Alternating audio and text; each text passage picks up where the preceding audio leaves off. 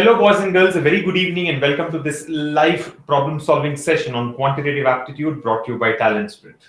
I hope all of you are healthy and your preparation for the upcoming bank and SSC and the other government exams is in high gear. Well, let me begin with the good news. I'm sure all of you are aware of the notification for the recruitment of officers in grade B and grade C categories from the Staff Selection Commission, right? The Staff Selection Commission's notification to the combined graduate level examination has been released, in fact, 1 day in advance and compared to what they had earlier mentioned, right? It was supposed to come on 16th of May, but ended up a day in advance. It was released last evening, right? I'm sure all of you have gone through the notification already. If you haven't, please make sure that you go through the notification, understand all the important details, especially things like the eligibility criteria and the scheme of examination, the important dates like last date of application, the dates for Tier 1 and Tier 2 examinations, etc. Right? And since you've been preparing for bank exams, I think you should also give a shot for the SSC CGL exam because syllabus is largely the same, right? Except the general awareness section where a lot of static GK is tested. Everything else remains the same. Yeah, and there are a few additional topics in quantitative aptitude as well. So, other than this, the syllabus is similar to what we do in a bank exam preparation, right? So make sure that you go through this notification and apply for this examination, right? There's only one major change when compared to the last year's recruitment process, which is that the Tier 1 examination now will be only for 60 minutes. If you remember, last year, the pattern had changed. In fact, last year, it was the first time that SSC had gone online for their CGL examination, right? The combined graduate level examination. And the change that they had made was, as against 200 questions in Tier 1 examination, they had only 100 questions across the 4 sections: quantitative aptitude, general intelligence and reasoning, English comprehension, and general awareness, right? And the time given for answering these 100 questions across the 4 sections was 75 minutes, which is like 1 hour and 15 minutes. But then this year, they have reduced it to 60 minutes only. So like a typical bank exam, right? 100 questions, 60 minutes. But yes, the difference is here you have 4 sections. The 4th section being general awareness, right? So I think that's one important change when compared to the last year's notification. Things otherwise remain the same. So, do apply for this exam and start preparing for SSC CGL as well because it's a good career choice in my view, right? Now, for the benefit of those who have recently enrolled in our programs, let me mention that there is a chat box available right beside the video screen, which can be used to interact with us right during the session. If you have any queries or any questions related to what we are discussing, please feel free to post it there, right? And let me also tell you what do we actually do in these live sessions. Well, like you can see, the session is called a problem-solving session or a doubts clarification session. So what we do here is choose the questions that you have not been able to answer and discuss the same. Now, how do we get these questions or how do you post these questions? You have to just post it in the discussion forum, right? In every course of your Talent Sprint program, you have a discussion forum. So you can just post your questions there. I'm sure your fellow students will respond to most of your questions if they know the answer already. And if your question remains unanswered, then you will take it up. While there have been few instances where, we have been told that some students are not happy because their question has not come up even after a long time. So our team here is working to extract those questions, right? It looks like some of the questions have been lost in that plethora of questions that we have in the forum. But don't worry, we are taking steps, we are taking measures to make this process even better, where your questions are answered at the earliest possible and all your questions are answered without any delay. Okay, so please allow us some time. I'm sure things will fall in place in the coming days. So with this SSC CGL notification being released now, I think we have a lot of opportunities. SBI PO preliminary examination got concluded last weekend. Mains exam is coming up, right? Of course, the results are expected tomorrow, right? The SBI PO preliminary exam results are expected tomorrow. So I would wish you all the very best for your results, and I'm sure you have kickstart your preparation for the mains exam already without waiting for the results to be declared. So SBI PO is, already happening. Then we have this notification from RBI for the recruitment of grade B officers, right? So that's one opportunity. Then we have a notification from SSC for CPU, right? Recruitment in the CPU, Central Police Officers. The SSC CJ notification has come yesterday. And then we also have a couple of notifications for the postgraduate diploma in finance, which is like a 1-year program, 1 or 2-year program, where you get a diploma in hand, diploma in finance, and through which you get recruited into a bank like the Dena Bank or the Bank of Baroda, etc.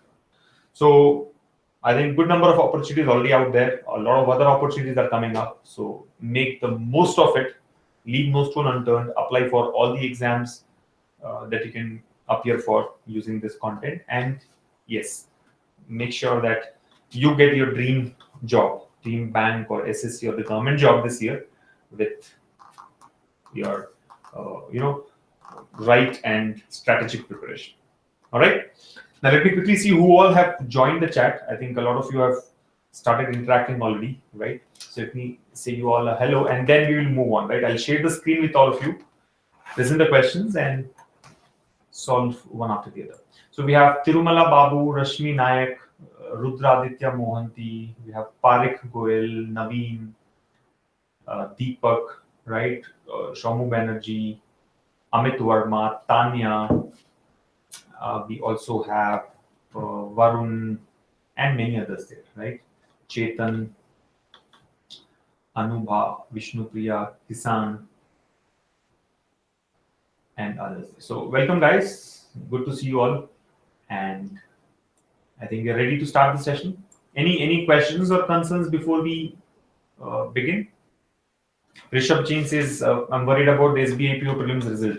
Well, what can be done now? Let's just wait, right? See, don't get dejected. I mean, failure is a part of this journey, right? So even if you don't get qualified, never mind.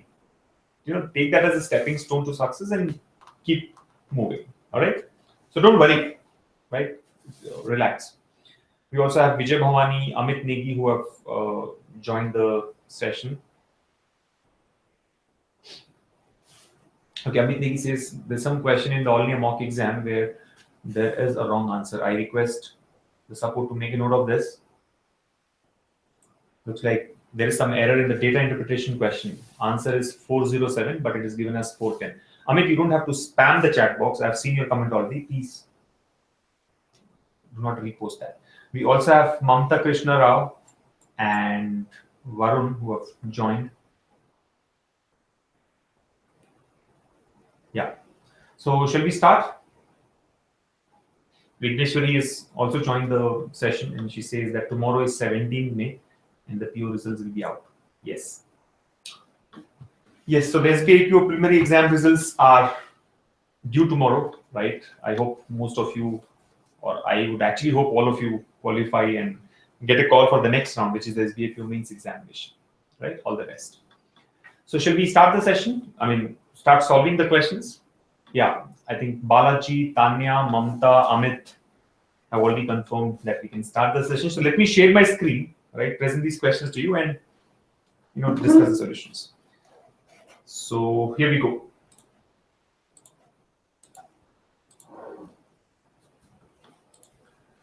All right, so here's the first question. This was posted by Kiran. Look at what it says. Sorry, just hold on. Just a second.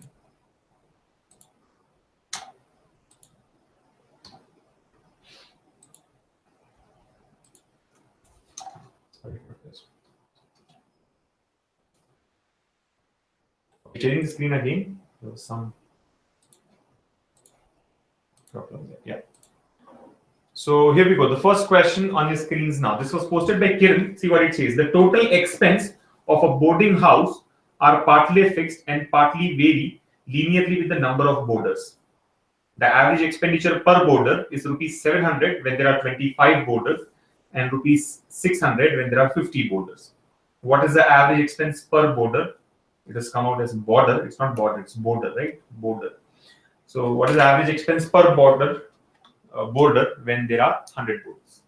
So border is nothing but like person, right? I mean, so the total expense of a boarding house is partly fixed and partly varies with the number of persons living there. So the average expenditure per person is rupees 700 when there are 25 persons and 600 when there are 50 persons. Now the question here is, what would be the average expense per person when there are 100 of them in that boarding house? Okay, so I'll give you a minute to try this. Your time starts now. We have solved such questions in the past. You got to frame the equations, find out the fixed cost, variable cost, and based on that, get the average expense when there are 100 boarders. So your time starts now.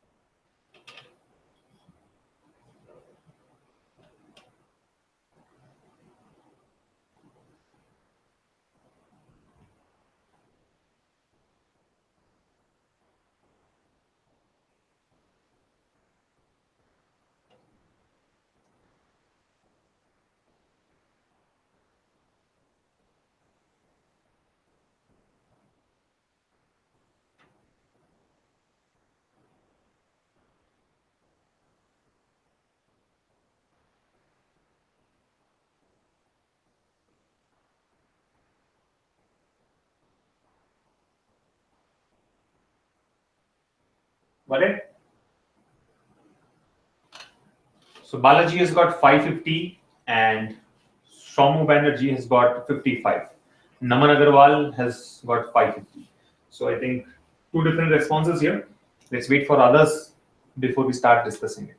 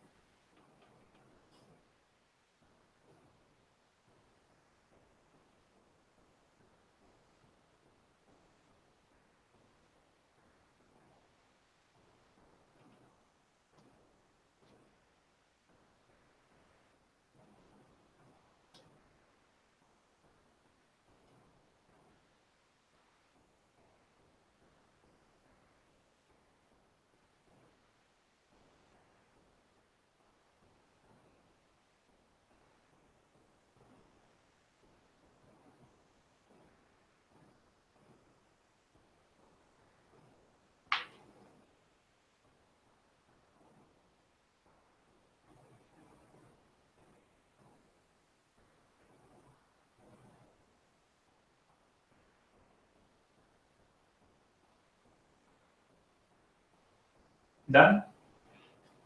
All right, so I think many of you got the answer. And what I see is most of you have got 550, but then somebody had posted 650 as well. Let me see who that is. 650. Deepa. Deepa has got 650 as the answer to this question, while all others have got 550. So let's try this out. Let me. Yeah. Okay, so here we go.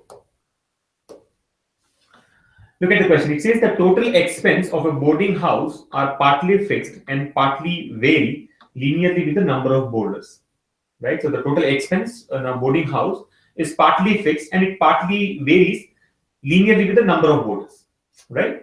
The average expenditure per boarder is rupees 700 when there are 25 boarders and rupees 600 when there are 50 boarders. What is the average expense per boarder when there are 100 boarders? All right.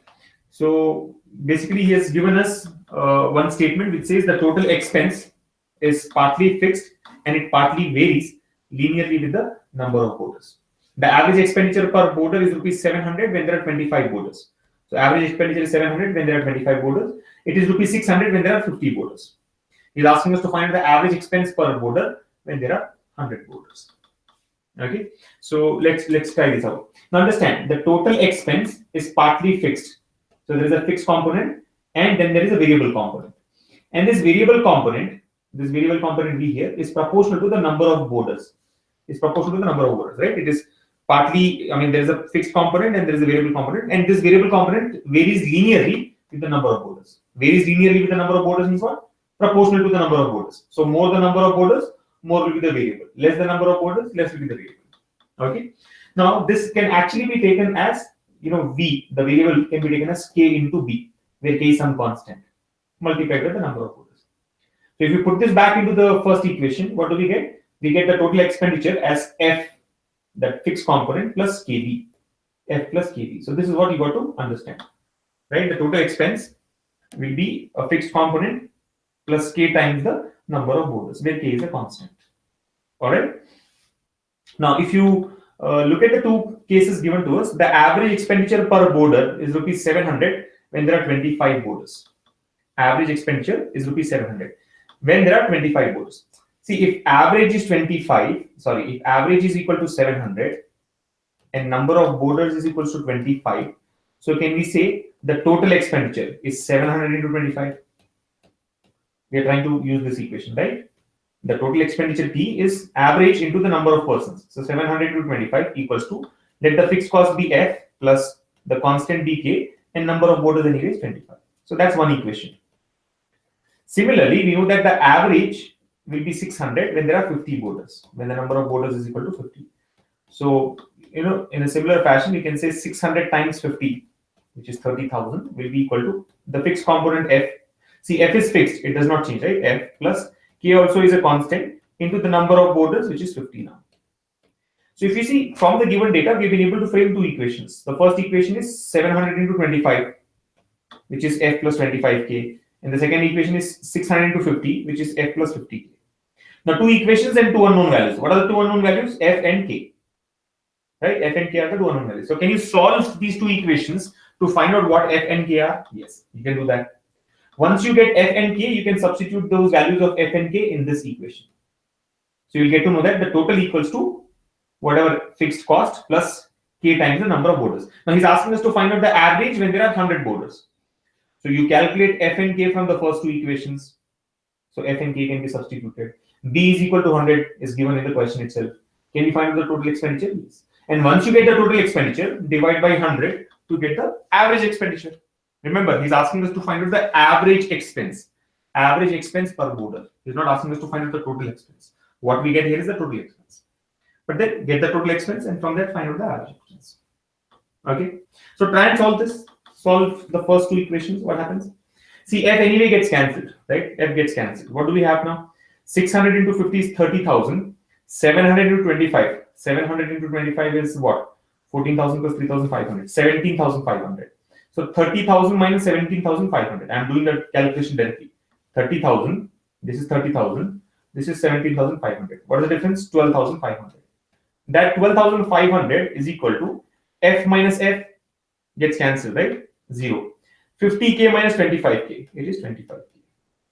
So from this, we can say K is equal to 12,500 by 25, which comes out to be 500. So basically, the value of K is 500. Now that we know what is K, can you not substitute this back in either equation 1 or equation 2 to find the value of F? Yes, substitute. Let's substitute here. So what will be the value of F from this one? F will come out to be what? See, K is 500. 500 into 50.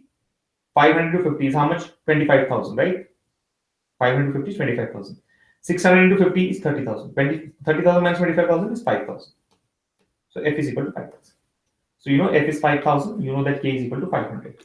Now, as discussed, we know both F and K. Substitute this in this equation, right? So we can now say that the total expenditure P is equal to, it can be taken as 5,000 plus 500 into B, where B is the number of borders. 5,000 plus 500 into B. Now, in the question is asking us to find out the average when there are 100 borders. So find out the total first of all. Total will be equal to 5,000 plus 500 into 100. 500 into 100 is how much? 50,000. 50,000 plus 5,000, 55,000. So the total expenditure is 55,000 when there are 100 voters. What is he asking us to find out? Average. What will be the average? Average will be 55,000 upon 100. Simplify. We are left with 550. That's your answer. Average expenditure per voter, average expenditure per person is going to be 550 rupees when there are 100 voters. So this is how you solve such questions. And now let me tell you that this can actually be avoided. Well, the process is correct. You can cut down a lot of these steps and get the answer in about 40-45 seconds. Nothing is wrong with the method, but yes, we can find out the answer much faster using a smart method. All right, this method is correct, absolutely correct. You don't have to write all these steps, right? Cut down all the unnecessary steps here so that you get the answer faster. Like you don't have to write P equals to F plus V, V is proportional to B, V equals to KB and all that, right? You can directly write this equation. And then you can directly frame the two equations, solve to get the values of F and K. However, there is a better way of getting the answer. There's a better way of getting the answer. How do we do that? Simple. Try and focus on a few things here. We know that the average per voter is 700 when there are 25 voters. And the average is 600 when there are 50 voters. Now see, how do we do it in a smart way? So 700 into 25 is 17,500. Yes or no? The total expenditure is 17,500 for 25 people. And the total expenditure is 600 to 50, 30,000 for 50 people. You're able to follow? So if I have to write this, let me use a different color so that I can highlight this smart method here, right? I would need some space, by the way. Let me just clear this up. I hope all of you followed this. Let me explain the smart method now. So basically, we know that the total expenditure T is the fixed part plus the variable part, right? This equation you keep in mind. Now, from the question, we know that the average is 700, or for 25 persons, it comes out to be 17,500. For 50 persons, it comes out to be 30,000, right? What is it for 100 persons is the question. Now, one simple point to be noted is, we know that in this 17,500, there is a fixed component. And the same fixed component also exists for 30,000. Yes, sir. The same fixed component also exists for 30,000. Like this F and F, right? Both are available in these numbers. Like for example, let us say the fixed component is 10,000. So what does it mean? For 25 people, 10,000 is fixed plus 7,500 is variable. For 50 people, 10,000 is fixed plus 20,000 is variable. You're getting it? Whatever is that fixed component, based on that, we can do the calculation. Right? F and F is available in both the cases. Now the point is, if you observe, when we go from 25 persons to 50 persons, what is the increment? 25 more persons are joined. Yes or no? 25 to 50. 25 people are joined. How much is the increment in the expenditure? 17,500 has become 30,000. 17,500 has become 30,000 means what? Increment is how much? 12,500. Which means with the addition of 25 people, the expenditure has gone up by 12,500. With the addition of 25 people, the expenditure has gone up by 12,500. Now try to understand this why is the expenditure gone up? This component has to be understood, because we know that there is a variable part also, and the variable part, it depends linearly on the number of persons, right? It is linear. It is linearly proportional to the number of persons. So by that logic, for 25 people, if the expenditure has gone up by 12,500, from 50 to 100, how many people have increased? 50 people have increased. Yes or no? From 25 to 50, there were 25 more people joining the group. From 50 to 100, there are 50 more people joining the group. Now we know that this variable, this is a variable component. Understand? 12,500 is a variable component. This variable component is proportional to the number of persons. So for 25 people, if it is 12,500, for 50 people, it should be double. It should be 25,000. Getting it? 25 people join, 12,500 is a variable. If 50 more people join, it will be double. 25 doubles 50, 12.5 doubles 25. So I can say that the increment will be 25k. The increment will be 25k. Like here, the increment was 12.5k. Here, the increment is going to be 25k with respect to the previous time. So this question mark here can be taken as 30,000 plus 25,000. How much is that? 55,000. This 55,000 is for how many people? For 100 people, remember, for 100 people. For 100 people, it is 55,000. What is he asking us to find out? Average. You know that average is total amount divided by number of people. So 55,000 average will come out to be 55,000 divided by 100, which is 550. Alright? So 550 is the answer. Same answer we have got here, 550. Okay, and there's nothing to be put on paper. I mean, I am trying to explain this in detail, so I've written all the steps. This is all mental calculation, right? 25 people increase to 50 people, expense rate increase by 12,500, which means for by adding 25 more people in the group, we are incurring 12,500 rupees extra cost. So by adding 50 people, we will incur 25,000 rupees extra cost. So 30,000 plus 25,000, 55,000 divided by 100, 550 will be the final answer. All right. So I hope all of you have followed this smart method of getting the answer, right? You don't even see the advantage of the second method here is we don't even have to calculate the fixed cost. In the previous method, the traditional method that we have followed, we calculated the fixed cost first, then the variable cost, or vice versa, right? Both the values were calculated, F and K, and then we substituted 100 in the equation to get the final answer. But here, all that is not needed. We are not even worried about what the fixed cost is. I'm only trying to find out how much is what is the rate of increment of the variable cost depending on number of persons. Apply a similar rate to the new change and get the answer. So without calculating F, we can solve this question. Now my question to all of you is, how many of you have followed the regular method and who all have followed the smart method? Right? Just comment traditional or smart, or maybe stupid or smart. If you have followed the first method, stupidity, right? While the method is good, with all due respect, right? But it would be stupid to follow that regular process, right? And this is smart. So just tell smart or stupid. Comment smart or stupid so that I can understand what most of you have done. Naman Agarwal has mentioned that he has followed the smart method. Who else? Mamta Krishna says second method is easy and I understood. Yes, you've understood is what I know, but what did you do initially?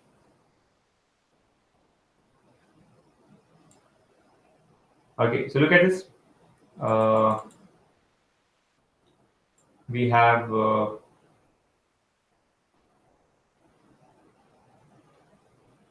on. Naman followed smart method. Mamta followed the smart method. Followed as in you have used the smart method, right? Hitesh also has followed the smart method. Ashish says he has used the stupid method. Harsha, regular method. Soumya, stupid method. Rishika, smart. Jyotiraj, stupid. I mean, not that Jyotiraj is stupid, but the method that you applied is the stupid one, right? Arpita Majumdar, stupid. Tirumala Babu followed the traditional method, right? By Balaji and Venu Madhavi have followed the smart method. Good. So I think some learning there, right? Some learning.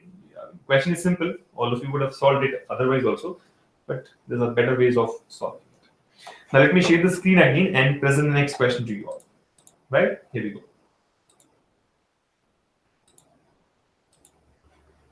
Okay, so the second question on your screens now. Just clearing this. Yeah. So here's the second question. Look at this. It was posted by Pallavi. It says it costs rupees 6,000 and rupees 6,100 respectively to paint the four walls of two square halls of the same height.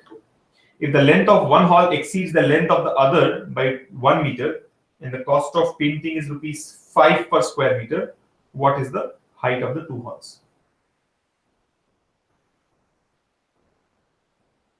What is the height of the two halls? So you have 1 minute for this. The time has already started.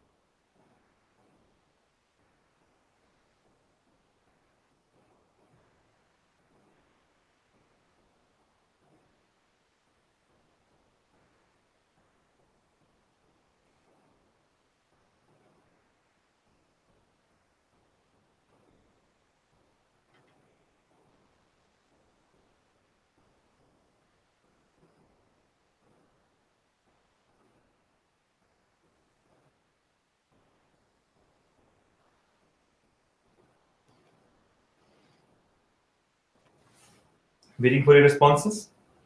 Quick.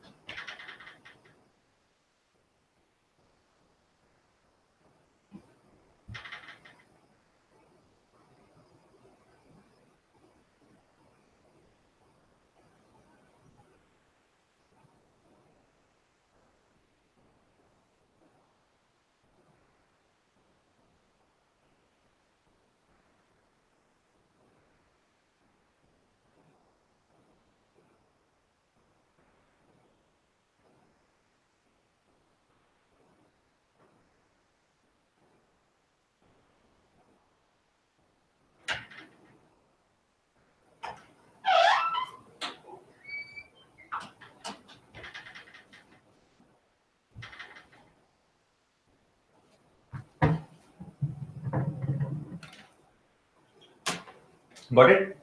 5 meters. All right. So Saurav Nath, Shruti, and Rishika, and Sunil Datta. These guys have got 5 as the answer. 5 meters is the answer. Jyotiraj has also got 5. But too late, I think, huh? I think you've taken a lot of time to get to this answer 5. Tanya has also got 5. Let me see if somebody's getting a different answer here. And by the way, all those who have not been able to solve yet, please mention that in the chat, right? I want to know how many of you are still trying and you're unable to get the answer. Quick. All those who are still trying and not able to get the answer, please mention that in the chat.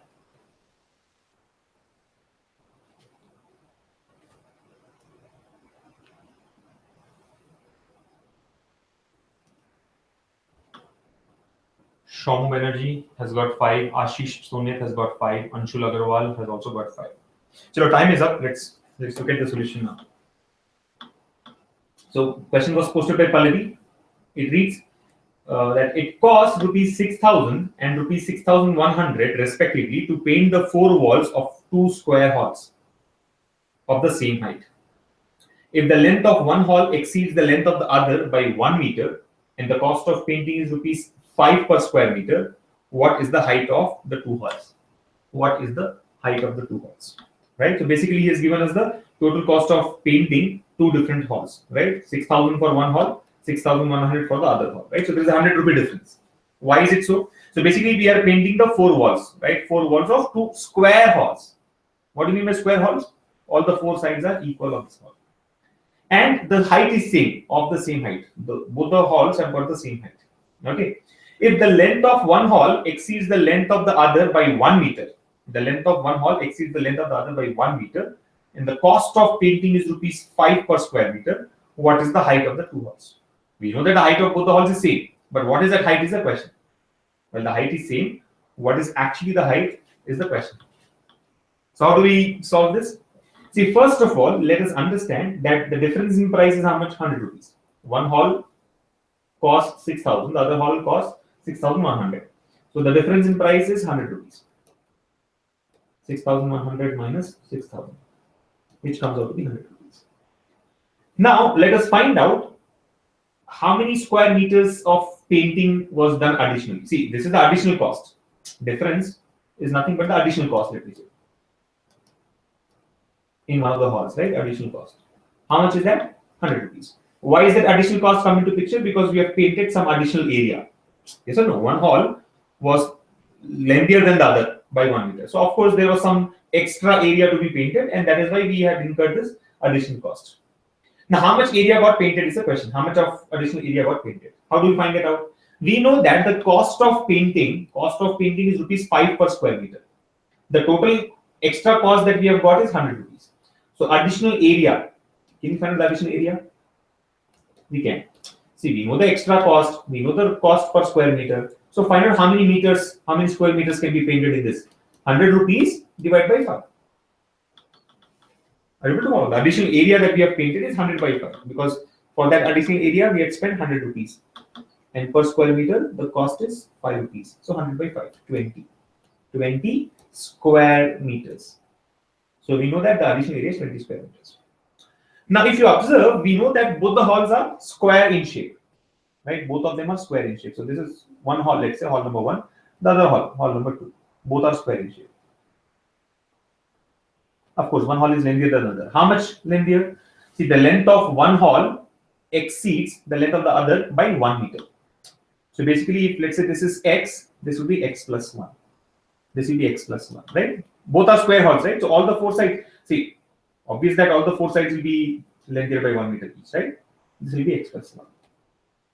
If you try to understand what are we painting, we are painting only the four walls. We are painting just the four walls. Now, what is the total extra length that is getting painted here? You understand? X plus 1, x plus 1, x plus 1, x plus 1. So here, the total length of the four walls. I mean, let's assume that we open all the four walls, right? We make it a straight line, right? So if you make it a straight line, what will be the total length? 4x. What will be the total length here? It will be 4x plus 4. So the extra length that is getting painted is 4 meters. You're able to follow? Whatever is the cost for 4x, same will be the cost for 4x here also. The additional cost has come into picture because of this additional length. How much is the additional length? 4 meters. Now I know that the additional area that got painted is 20 square meters. This additional area is nothing but the additional length. Additional length into height. You know what is area, right? Area is length into height. So additional length into height is equal to 20 we have got. What is the additional length? 4 meters. So 4 into h, let's say height is h equals to 20. So what should be the height h here? It should be 20 by 4. 20 by 4, which is 5. So your answer to this question will be 5 meters. That the height of two halls is 5 meters.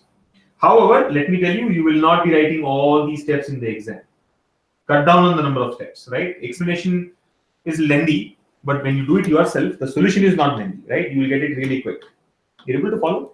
I think, you must be able to understand what is happening here mentally. The only steps that you'll probably put on paper, I mean, that too because these are numbers, you may avoid this as well, but the only thing that a smart person will put on paper is he will write 100 by 5, which is equal to 20. And then he will write 20 by 4, which is equal to 5. And that's the answer. That's it. This is what you write on paper. That too I would say avoid. Don't have to write every step, right? But if at all you want to write something, nothing more than this. 5 meters is the final answer. The height of the two walls is 5 meters. Okay? So simple question, mind you. It's just that maybe you did not follow it and hence took a little longer. Okay? Let me do the next question. Here's the next one. This was posted by Manas. This is from Profit and Loss. See what Manas says? An article is sold at 24% profit if the cost price and selling price are less by rupees 12 and rupees 8 respectively. The profit percentage increases by 16%. Find the cost price. I think we've solved such questions in the past, right? Change in cost price, change in selling price are given, and based on that, the change in the profit or loss is also given. We've got to find out the cost price. Anyway, take it up. 45 seconds. The time starts now. Ideally, this question should have got answered in the forum itself by one of you, but since none of you have answered, we are taking it up now. Okay, so quick, solve this question.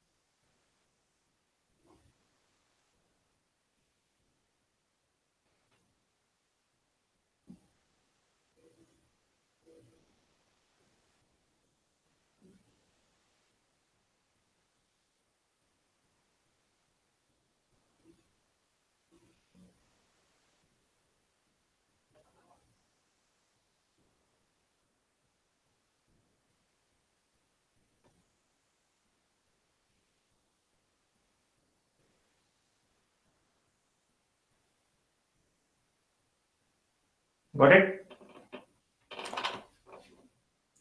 55, 50. These are the two answers I've seen.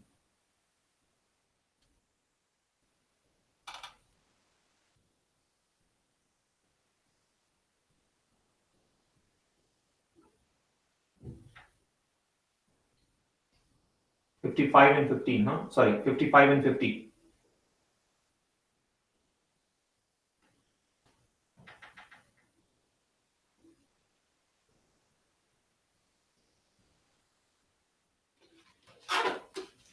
Chalo, let's take this. I think Amit Negi, Mamta Krishna, Anubha, and others have got 55. But Naveen, Ayushi Tripathi have got 50. Tirmala Babu has also got 50. So I think there's some confusion here, right? You see, many of you have got 55, others have got 50, and I just see that Anshul Agarwal, Ashish, Balaji, Jyoti Raj, and Rashmi have got 48.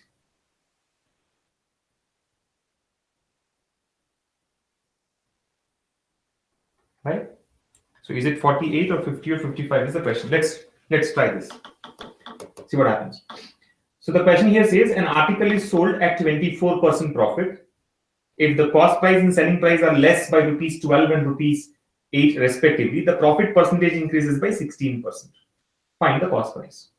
So I think we've solved such questions many times in the past. You just have to write the two equations for the selling price and solve those two to get the answer. Right? So what will be the equations? See, the first statement says an article was sold at 24% profit. So can you say selling price is equal to 1.24 times the cost price? I don't have to explain this to you why.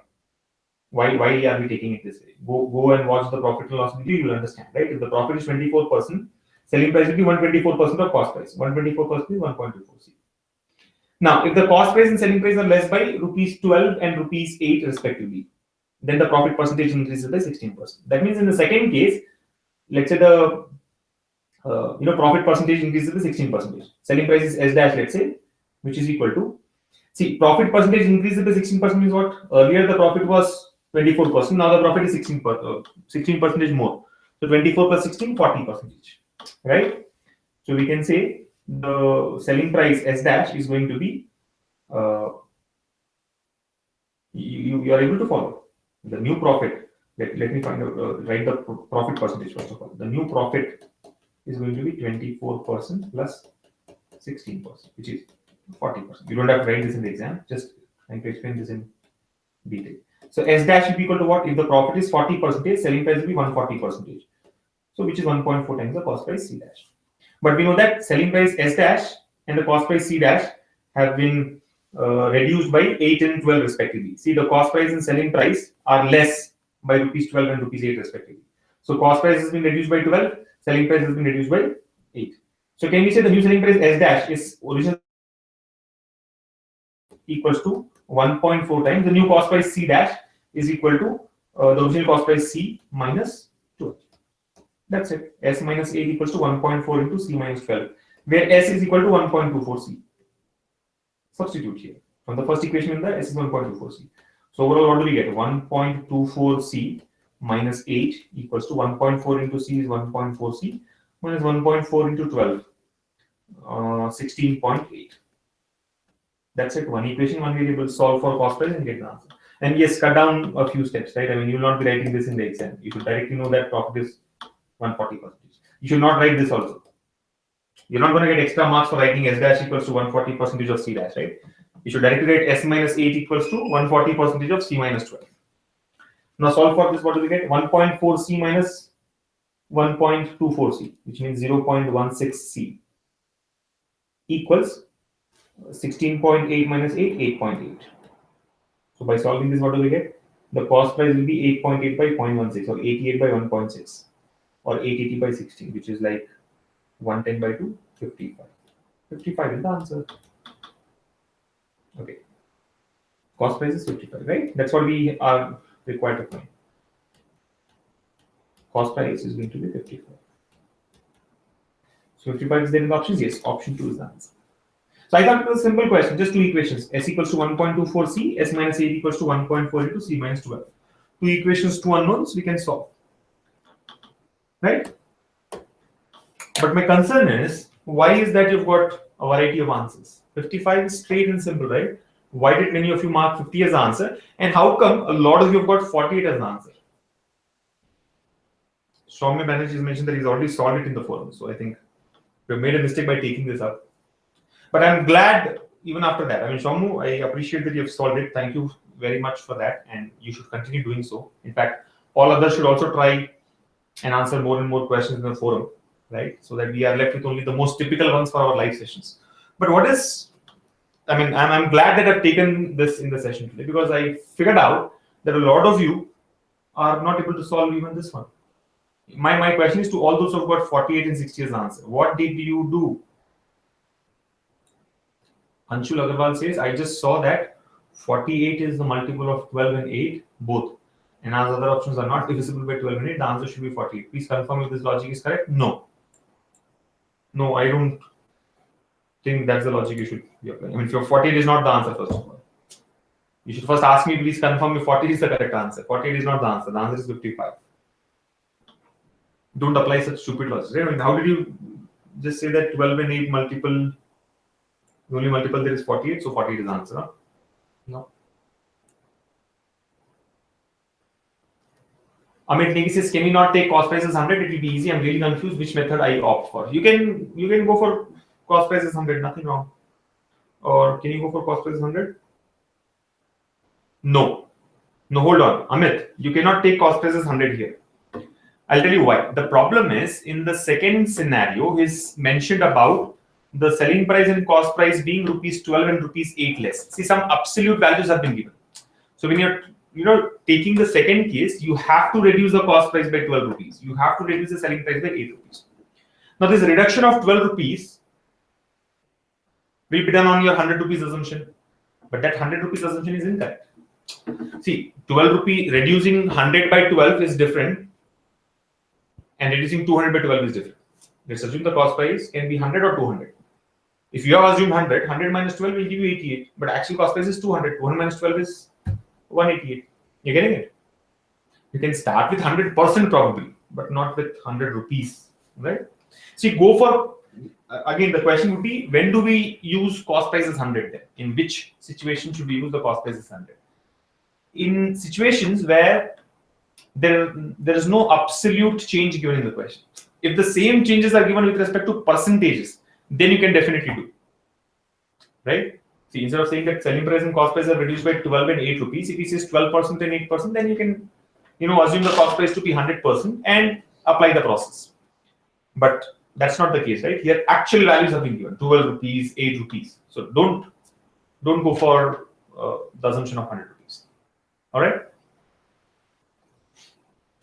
You can in fact go by options, and moreover, just look at it.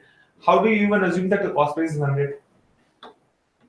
Maybe you can assume cost price is 100 and proportionally you find out, but 100 is not there in the options. You see, cost price 100 is not there in the options at all, right? Naveen Kumar says, I'm still searching for the answer, sir. Don't know what went wrong. Answer is 55. Answer is 55. What is the confusion? Do you all follow this? So, Amit, 100 is not the way you do it.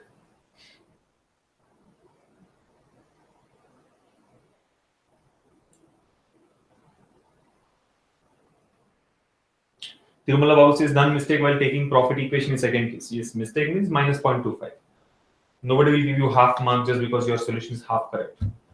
There are only two things. Either you've got the answer or you've not got the answer. Either you've got the right answer or you've got the wrong answer. You've got the wrong answer, whatever be the reason. So you get minus 0.25. So did you all understand? Can we move to the next one? Nikhil says not understood. Okay, good. Nikhil, I appreciate your comment there. Now tell me what exactly you did not follow so that I can explain that part to you and move to the next one. What did you understand? We have solved such questions many times in the past. Just about writing two equations. Rishika, Jyotiraj, Divya, Ayushi, all these guys have followed. Yeah. Shall I go for the next one? Amit Verma has also followed. Okay, I'm just waiting for I forgot your name. Hold on. I'm waiting for Nikhil. Nikhil to respond. Nikhil, what didn't you follow? Quick. You have to move a little faster because there's 1 hour left for the session.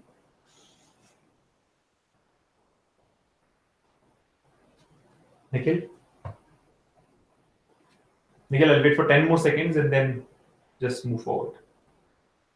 Shom, when it says, please take up my questions too. So Shom, we'll just see if your questions or your turn comes up or no. Like I said, please allow us some time. We're doing a few things which will expedite the whole doubts clarification process at Talent. We know that there is a challenge there, and yes, the team is working towards it.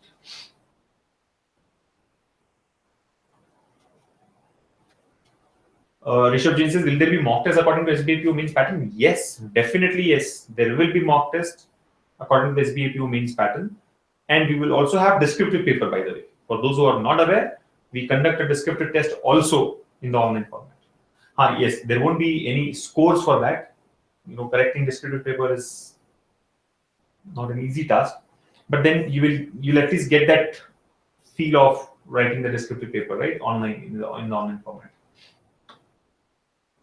Nikhil says, how did 1.25 come? It was not 1.25, Nikhil, it was 1.24 because the profit was 24%. Nikhil, simple. Go watch the profit and loss video.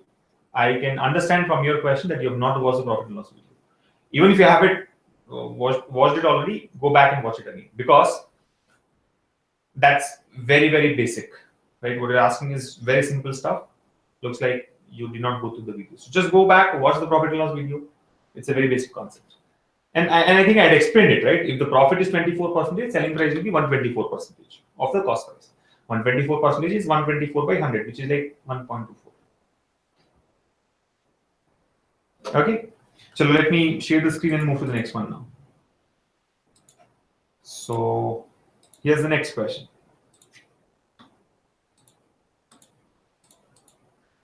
All right. Here's the next one posted by Rakesh. The question here says Rajiv earned 3/2 times in Jan, April, July, October, and his average earning of 600 per month in the rest of the months. So his savings in Jan, April, July, and October goes to 5/4 times that of the rest of months, savings of rupees 400 per month in the year. The average expenditure per month is. Oh, this again I think is simple. Why is that you guys have not responded to such questions in the forum? Well, definitely a new type of question, but nothing that is new to you. You can solve these questions easily from the concepts of averages that we've discussed, right? Anyway, 1 minute, all of you go ahead and try this out.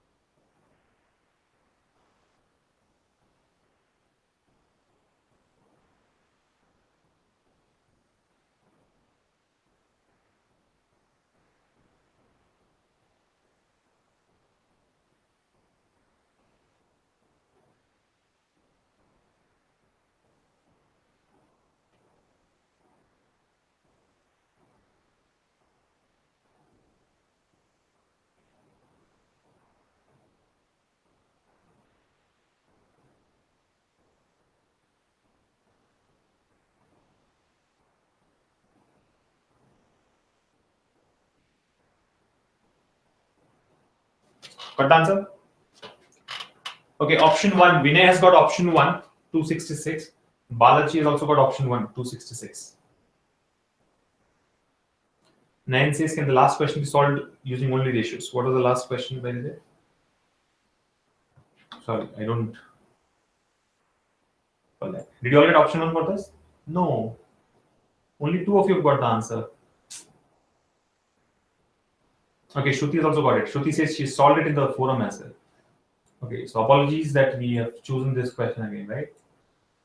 Yeah, many of you have got 266. I think Mamta, Harsha, Jyotiraj, Shamu, Grishma, Balaji. All of you got option 1, right? 266.66. Good. Let's solve this now. See, it says Rajiv earns 3 by 2 times in January, April, July, and October than his average earning of rupees 600 per month in the rest of the months. So his savings in January, April, July, and October goes to 5 by 4 times that of rest month's savings of rupees 400 per month in the year. The average expenditure of per month is. So basically, say this is guy Rajiv who earns 3 by 2 times in these 4 months, Jan, April, July, and October, when compared to his average earning, which is 600 per month for the rest of the months. Rest of the months is what? See, there are total 4 months here. Jan, April, July, October, 4 months. Rest of the months would be 8 months, right? So for 8 months, his average is 600. For the other 4 months, he earns 3 by 2 times of the average. Similarly, his savings in Jan, right? So now he's talking about savings. Savings in Jan, April, July, and October goes to 5 by 4 times. 5 by 4 times of rest month's savings, which is 400 per month, right? Rupees 400 per month in the year. He's asking us to find the average expenditure per month for this person. I think a simple question. What is the total income? What's the total income?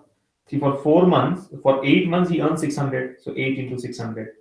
For the remaining 4 months, he earns 3 by 2 times of 600, which is 900 rupees. What's the total savings? For 8 months, his savings is what? 400. For the remaining 4 months, his savings is 5 by 4 times of 400. You're done. Solve now. So 8 into 600. Or should we actually do the whole solution? This is 100 anyway, right? So 8 into 600 plus 12 into 300. Maybe you do the calculation, right? So 8 into 600, 4,800. And this is 12 into 300, 3,600. So 4,800 plus 3,600. How much is that? 8,400 is the total income. How about savings? 8 into 400 is 2,000. 3,200, right? 3,200, and this is like what? 4 into 5, 20. 20 times 100 is 2,000. So how much is that? So 3,200 plus 2,000, 5,200. From these two, can we say that the expenditure, what is expenditure? Income minus savings. 8,400 minus 5,200. Remember, this is the yearly expenditure. What he's asking us to find out the average expenditure per month. What will be the average expenditure? Simple question. The expenditure is how much? 3,200, right? Yeah, so average expenditure is 3,200 divided by 12, since there are 12 months. So this is like 800 by 3, which comes out to be 266.66. Option 1. Simple question. Very simple question. Okay, next question. This was posted by Paritosh. This is from Profit and Loss, right? Question posted by Paritosh. See what it says? A shopkeeper buys 300 pens for rupees 2,400, out of which 220 are from distributor M and the remaining from distributor N. At what price per pen must he sell the pens from distributor M, so that if he sells the pens from distributor N at 1/4 of that price, he makes profit of 50% on entire transaction? Interesting question, right? Chalo, your time starts now. Let's see how many of you get the right answer.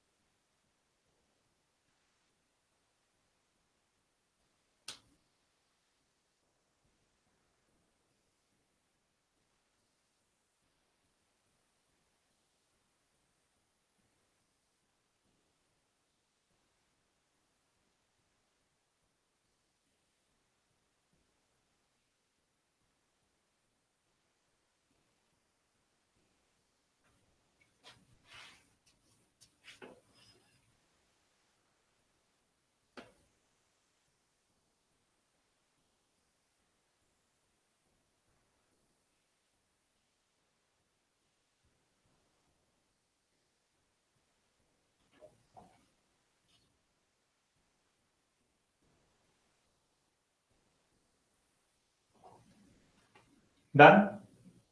15. Rishika has got 5.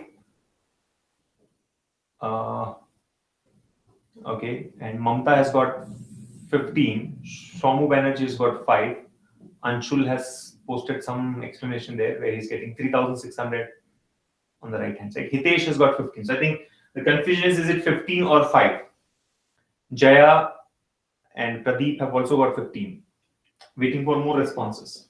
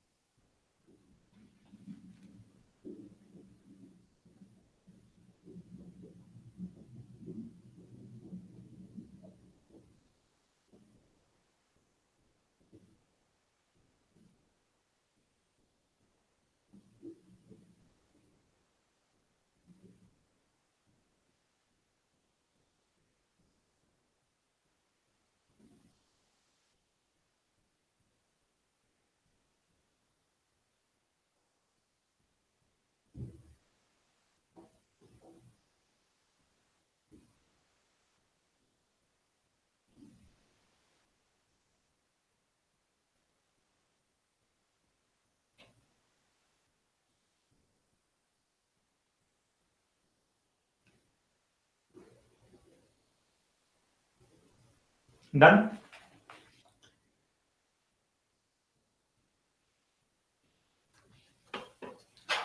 Naveen, Ambuj, Priyanka.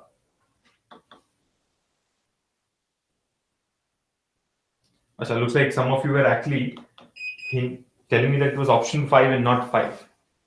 I thought 5 is the answer that you're quoting there. Sachindra says, how to prepare for NICL exam if I start today onwards? Only 15 days left. Well, Sachindra, my question to you is why are you starting so late in the first place? And 15 days may not be enough for you to get fully ready for this exam because remember the competition is huge in all these competitive exams. And there are guys who have been preparing for 3 months, 6 months, 12 months, right? So you're going to compete with them with your 15 days of preparation, which will not be as easy as it is otherwise. I don't want to discourage you. You can still crack the exam in the first attempt in 15 days of preparation, but unlikely. Okay. His next question is the session helpful for NICL? Yes, all the sessions are helpful for all the exams, right? Because the syllabus is the same. Let us solve this question now. So the question says a shopkeeper buys 300 pens for rupees 2,400, out of which 220 are from distributor M and the remaining from distributor N. At what price per pen must he sell the pens from distributor M so that if he sells the pens from distributor N at 1/4 of that price, he makes profit of 50% on the entire transaction? So this is an interesting one. It says a shopkeeper buys 300 pens. For what price? For 2,400. Out of which 220 were bought from distributor M and the remaining. What is this remaining?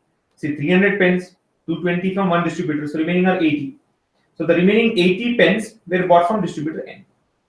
Now at what price per pen must he sell the pens from distributor M so that if he sells the pens from distributor N at 1/4 of that price, 1/4 meaning 1/4 of that price, he makes a profit of 50% on the entire transaction. See, understand the total cost price is how much? 2,400. What is the profit? 50% on the entire transaction. Implies what should be the selling price? 150%. 150% of 2,400 will be 3,600. It's a simple calculation. Cost price is 2,400. If you have made a 50% profit, means it is 50% of 2,400, which is 1,200. So 2,400 plus 1,200 is 3,600. Right? That's the total selling price. Now, how did we get the selling price is the question. See, let us assume that the price of the pens from distributor M is P rupees. So what will be the price of the pens from distributor N? P by 4 rupees. or let's not confuse P with profit here. Let's use some other value, right? Price of pens from distributor N is X. So that from distributor N will be X by 4, right? We're assuming that the price per pen from distributor M is X. The price per pen from distributor N will be X by 4 because these pens were sold at quarter of that price. Okay. Now understand, how many pens were bought from distributor M? 220. How many were bought from distributor N? 80. So can I say the selling price, total selling price S, which is 3,600, should be equal to 220 into X plus 80 into X by 4. Yes or no? Yes. So you're done. Find out the value of X. One equation, one unknown. So 4 into 220 is 880. 880 plus 80 is 960. So basically 960X by 4 equals to 3,600. Simplify now. This is like 240, right? 960 by 4 is 240. And 240 here goes 15 times. So we can say that X is equal to 15. What is he asking us to find out? The price of the pen which has been bought from distributor M. So price of the pen bought from distributor M is X, 50 rupees. You have to be careful, right? I mean, 15, option 5 is the answer here. But sometimes they may ask you the price of the pen from distributor N. And that will be X by 4, which is 15 by 4. In a hurry, we end up marking option 5 as the answer. So be careful. Since he has asked for M, we are taking 15 as the answer. If the price is asked for the distributor N, then we'll take 15 by 4, 3.75 as the answer. Okay? Let's move to the next one. Okay, here's the next question. This was posted by Kamalson. Kamal had posted this question. See what it says? A long one though. Read what it says. 2 vessels contain a mixture of milk and water. In the first vessel, the ratio of milk to water is 7:3. And in the second vessel, the ratio is 4:1. A 30-liter cask is filled from these vessels, taking X liters from vessel 1 so as to contain a mixture of milk and water in the ratio of 11:4. If X by 2 liters of the mixture from vessel 1 are mixed again with the contents of the cask, find the resulting ratio of milk to water in the cask. So a question from alligations and mixtures. Interesting one. You have some time to try this out. It starts now. Quick. And all those who have failed to get the answer or who are not getting the answer, please mention that in the chat. All right? So that we know you guys are trying, not trying, how many people are able to solve such questions, etc. Right? So if you're unable to solve, please put that in the chat.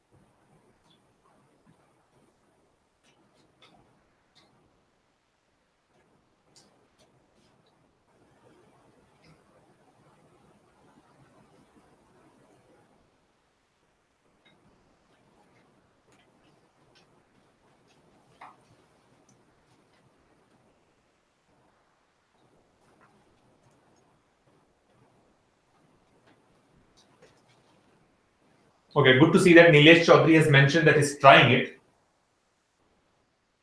without me reminding about that, right?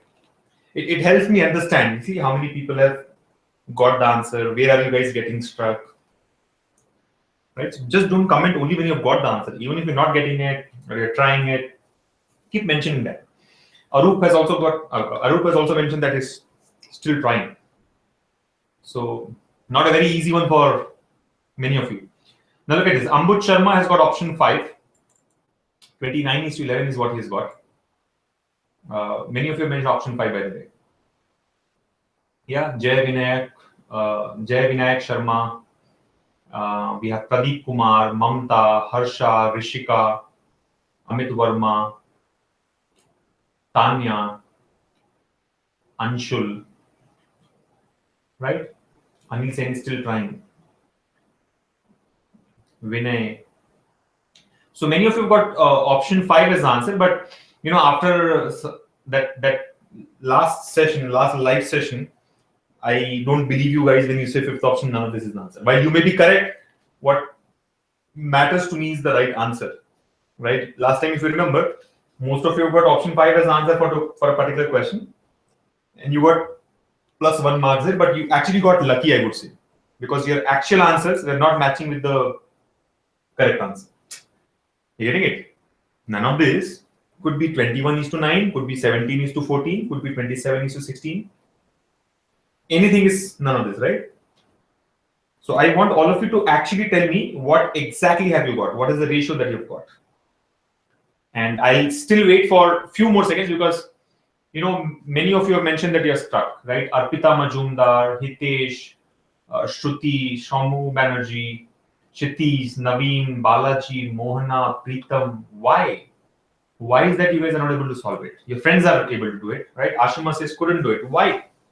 It's a simple question. Let me tell you. It is lengthy, but not complex. It's an easy one. Why are you guys not able to get it?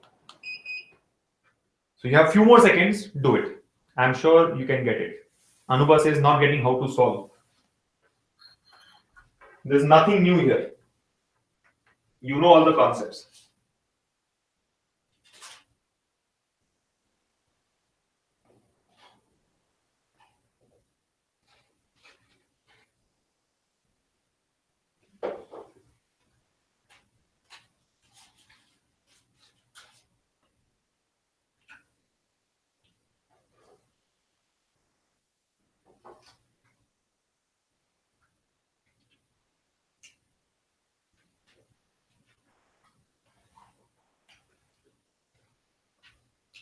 See, I told you.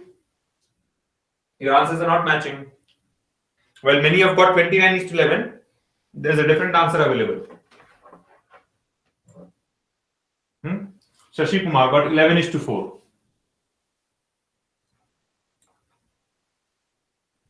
Let me talk to you guys. What is happening?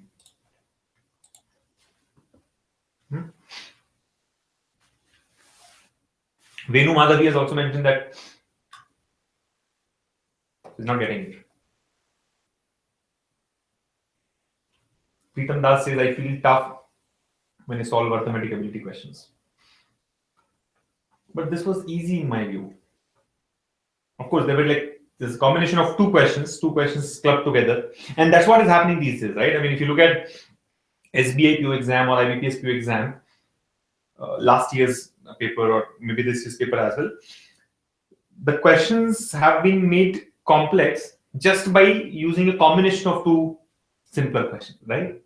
The concepts have not changed. The difficulty level has actually not gone up. Instead of asking a straight formula-based question, they're asking you two questions clubbed together, right? And that's what is happening here also. Venu Madhavi says, I'm poor in mixtures. So go watch the video. Many of you are stuck. Disappointing. So 29:11 is what I see as the answer from most of you. Let me discuss the solution now, right? Here we go. Sorry. Yeah. So see what it says. Two vessels contain a mixture of milk and water. In the first vessel, the ratio of milk to water is 7:3, and in the second vessel, the ratio is 4:1. A 30-liter cask is filled from these vessels, taking X liters from vessel 1, so as to contain a mixture of milk and water in the ratio of 11:4. If X by 2 liters of the mixture from vessel 1 are mixed again with the contents of the cask, find the resulting ratio of milk to water in the cask. Now let us forget about the second part of the question for some time. Don't look at it. Just focus on the first part. It says there are two vessels which contain a mixture of milk and water.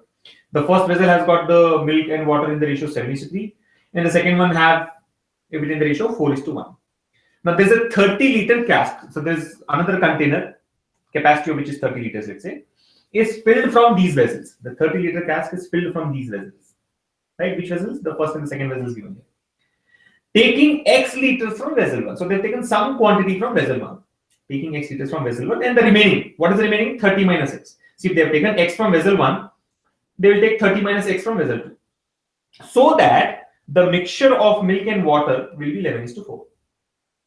Now, if you look at it, it's like any other allocations and mixtures problem, right? One vessel has got 7:3 ratio, other vessel has got 4:1 ratio. When you mix these two, you get 11:4 ratio. So can you not find out the quantity ratio? Yes, do that. Apply allocation rule and find out the ratio in which the two quantities have been mixed. Which two quantities? Vessel 1 and vessel 2. You understand? This is vessel 1. 7:3 is the ratio. This was mixed with vessel 2. 4:1 is the ratio. The combination gave us 11:4 ratio. 11:4 ratio. You getting it? Let's say this is like Q1, this is Q2. And this is of course Q1 plus Q2. But that Q1 plus Q2 was equal to what? 30. You got to remember, right? Total quantity is 30 liters in this cask. So can you not find out what is Q1 is to Q2 ratio? And once you get Q1 is to Q2 ratio using the allocation rule, will you not be able to find out Q1 and Q2 as well? Yes. Because we know the ratio, or we get to know the ratio, and we also know the total quantity. So let's work on that. Apply allocation rule. How do you apply allocation rule? You have to take either the concentrations of milk or the concentrations of water in all the three vessels, right? So assuming that all of you have gone through the allocations and mixtures video and you know how to apply that, let me get the ratio of the two quantities here. So what happened? The first step of the question is this. Don't draw all this and waste your time, right? You won't be given any marks for that drama. So 7/10 is let's say we are taking milk concentration. So 7 parts out of total, 10 parts. In the second one, the milk is how much? 4 parts out of total, 4 plus 1, 5 parts. And in the mixture, it is 11 parts out of total, 11 plus 4, 15 parts. So that's the ratio. I mean, that's the application, right? 7/10 is the concentration of milk in the first one. 4/5 is the concentration of milk in the second one. And 11/15 is the concentration of milk in the mixture. When you apply cross differences, when you apply the allocation rule, you will get Q1 is to Q2 ratio. Q is to Q2. Yes or no? And we know that Q1 plus Q2 is 30. This is another point that we know. So what do we get from this one? So we can say Q1 by Q2. Q1 by Q2. In fact, Q1 is nothing but X. I think we should have taken X directly, right? X and 30 minus X. Q1 is X, right? Anyway, so Q1 by Q2 equals to what? See, 4/5 is like 80%. This is 70%. So obviously 11/15 will be between that. So Q1 by Q2. Q1 will be like 4/5 minus 11/15. And Q2 will be 11/15 minus 7/10. I mean, typical allocation application, right? So simplify this now. What is Q1 Q2 ratio? So the denominator here is 15. So 3 times and 12. 12 minus 11 is 1. 1/15. Divided by, here the LCM is 30.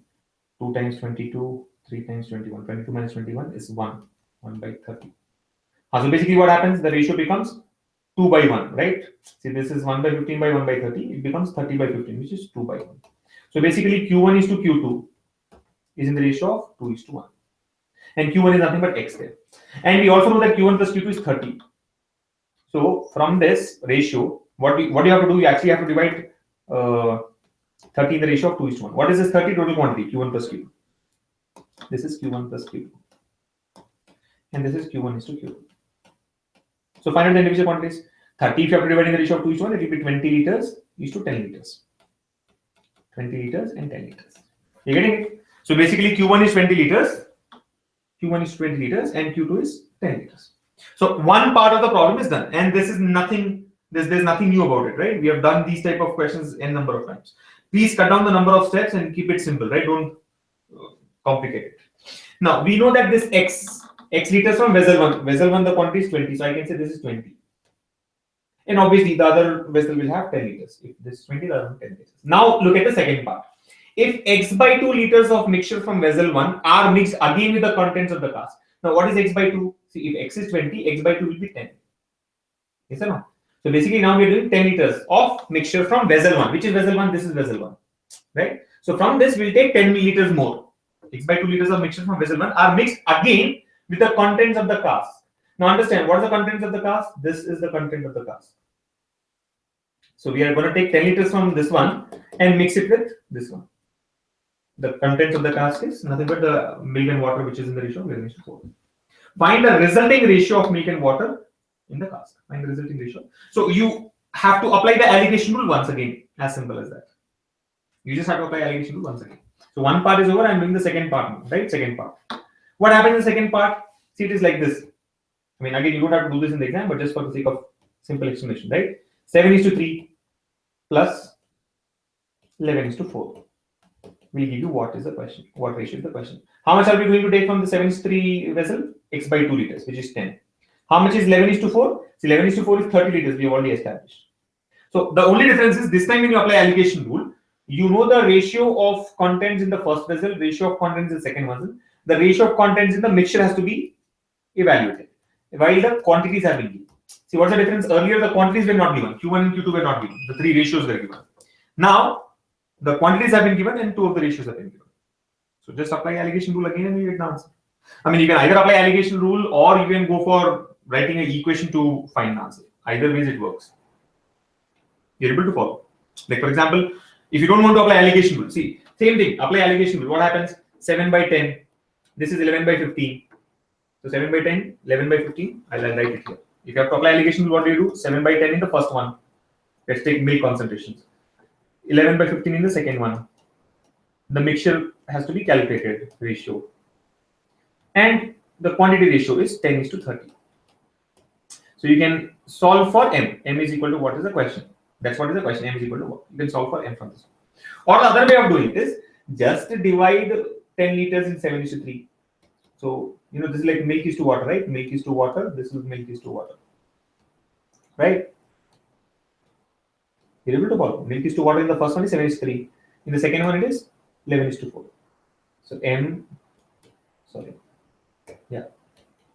versus W, M versus W. So if you have to divide 10 liters in the ratio of 7:3, how much will you get? 7 liters of milk, 3 liters of water. If you have to divide 30 liters in the ratio of 11:4, 11 and 4 is what? 15 parts, right? So each part is 2 liters. So 22 liters of milk and 8 liters of water. You're getting it? 7 plus 3, 10 liters, 22 plus 8, 30 liters. Implies, what will be the final mixture? In the final mixture, we'll have 7 plus 22, 7 liters of milk and 22 liters of milk, which is 29 liters of milk. Plus, you're getting it? This plus this. And 3 plus 8. 3 plus 8 is 11 liters of water. So can I say the ratio is 29:1? 29:11? Yes. That's a fun answer. So if I mix these two, I get 29 liters of milk and 11. See, total quantity is anyway going 40 liters. 10 plus 30, 40. This 40 distribution is how much? 29 versus 11. So that's a ratio. In the final ratio of milk to water after doing the second step is going to be 29:11, which is option 5. I know this page looks fully loaded and so much of text here, but it's not that case, right? I mean, cut down all the unnecessary steps. Like for example, you don't really have to do this in the exam, right? Don't do this. Lot of space will get saved. I mean, saving space meaning it looks easier then. Now it may look complex. Here you don't have to do this in the exam, right? Don't draw all these diagrams and waste your time. Okay. Just do this step. Get the ratio. You don't even have to do this. I mean, this is a mental calculation, right? Total 30, 2:1 ratio means 20 and 10. So you can save a lot of time by avoiding all this red shaded portion, right? And here, if you avoid this also, You can just calculate the total quantity of milk and water and take the ratio from that. So one step is to get the ratio of Q1 and Q2. Second step is to find out the milk and water. So 29:11 is the final answer. Now let me come back and ask you guys, why were you not able to solve this? What was so complex about it? Everything is easy, right?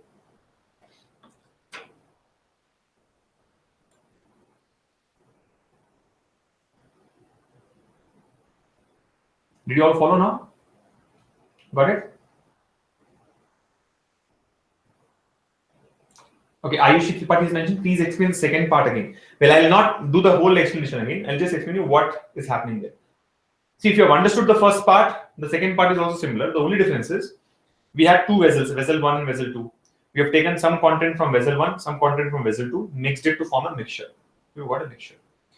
This is part 1. Now, in the second part, what happens is, in this new mixture that we have formed, we are adding some more quantity from vessel 1. How much quantity? X by 2, which is 10 liters according to our calculation. So what we are doing now is, after mixing vessel 1 with vessel 2, we have got a mixture. In this mixture, we are again adding 10 liters of vessel 1 content. So what will be the final ratio of milk to water after doing this is the question. Alligation rule. So this is 11:4 we have calculated. 30 liters. Vessel 1 we know is 7:3, 10 liters. Apply alligation rule. Done. Maybe you have not followed this calculation that I have done here. Apply alligation rule. If you are not able to follow that, apply alligation. What I have done is, in liters, dividing the ratio of 7:3, get the quantity of milk, quantity of water. 30 liters, dividing the ratio of 11:4, get the quantity of milk and quantity of water. Total quantity of milk, total quantity of water will give you the ratio. Yeah, easy. So got it now? So tell me, why do you think you got stuck? I know everybody is followed. Now you say got it, but Priyanka Singh and Arup, Sashi Kumar, Shromu Banerjee, everybody has mentioned that they've got it. But what made you not get it in the first attempt? Anshul Agarwal has asked a question. Is 7:3 and 3.5:1.5 same? Yes, 7:3 and 3.5:1.5 is same. Because I added this to 22:8 as it was x by 2. Please clarify. You added this to 22:8. See, first part is clear, Anshul. 7:3 is as good as 3.5:1.5. But you're saying you have added this to 22:8. Where did you get the 22:8 from? Yeah, 22:8. True.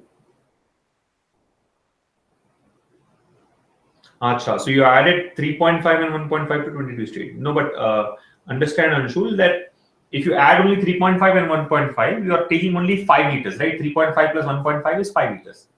You're taking only 5 liters and adding it to 22 plus 8 liters. But actually, we are taking 10 liters, right? X by 2 was given as 10 liters. So while 3.5:1.5 is same as 7:3, that 3.5 part would mean 7 liters. You basically have to divide 10 liters in the ratio of 7:3. You are saying instead of dividing in the ratio of 7:3, I would divide in the ratio of 3.5:1.5. You'll get the same thing. Whether you take 7:3 or 3.5:1.5, you'll get 7 liters and 3 liters as the quantities. So where's the confusion?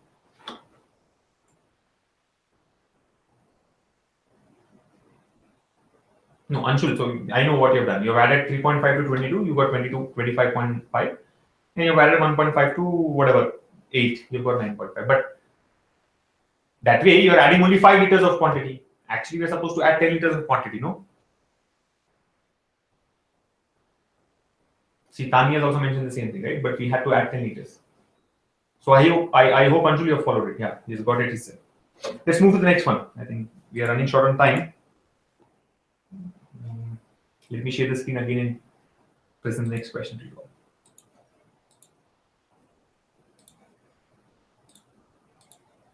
Okay. Here's the next one. Posted by Kishan. Let's see. Kishan, this is on time and work, by the way, right? See what Kishan has posted. B takes 12 more days than A to finish the task. B and A start this task and A leaves the task before the task is finished. A leaves the task before the task is finished. Okay. B completes 60% of the overall task. How long would B have taken to finish the task if he had worked it. I mean, number of times the word task has been used here. Look at that. Anyway, so how long would B take to finish the task if he had worked independently? Try this. B takes 12 days more, okay, than A to finish. Yeah, 12 more days than A to finish, which is fine. B and A start this task is fine. A leaves the task before the completion is also fine. B completes 60% of the overall task. How long would have B taken to finish if he had worked it? Well, what I'm not able to understand here is this complete? Or something is missing here. B and A start this task and A leaves the task before the task is finished. Can we solve it? How many days before is the question? Kishan, are you there in the session? Can you quickly confirm if the question is complete? You guys try it out anyway. I'll give you 1 minute for this, or maybe a little longer. Try it out. Even I'll have to try because I don't think I'm able to get it right in my head here. 1 minute is what you have. Try it.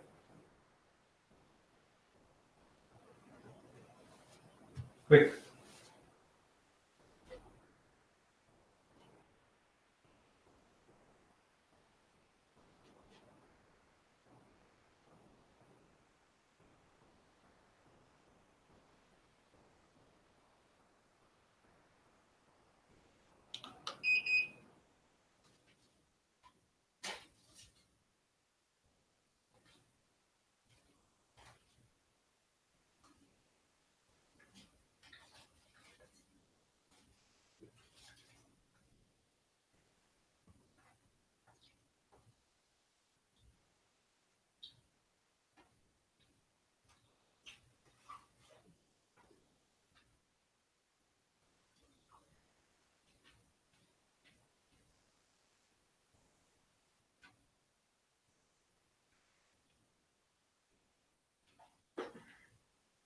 Okay, so some confusion here, I guess. Anshul says B completes 60% overall task. Means what?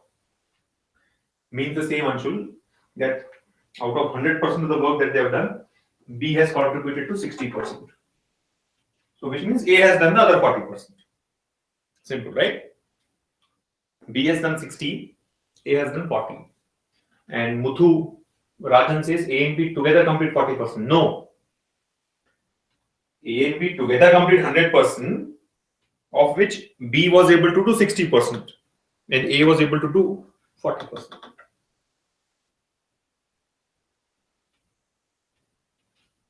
Quick.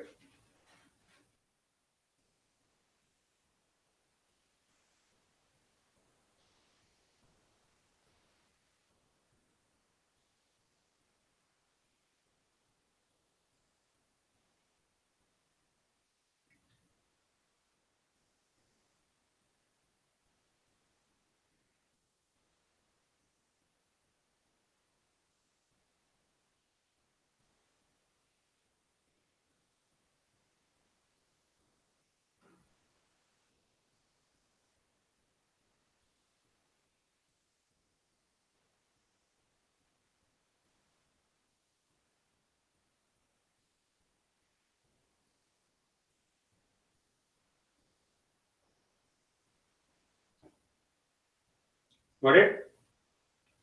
I think something is wrong with this question. I don't find this to be complete.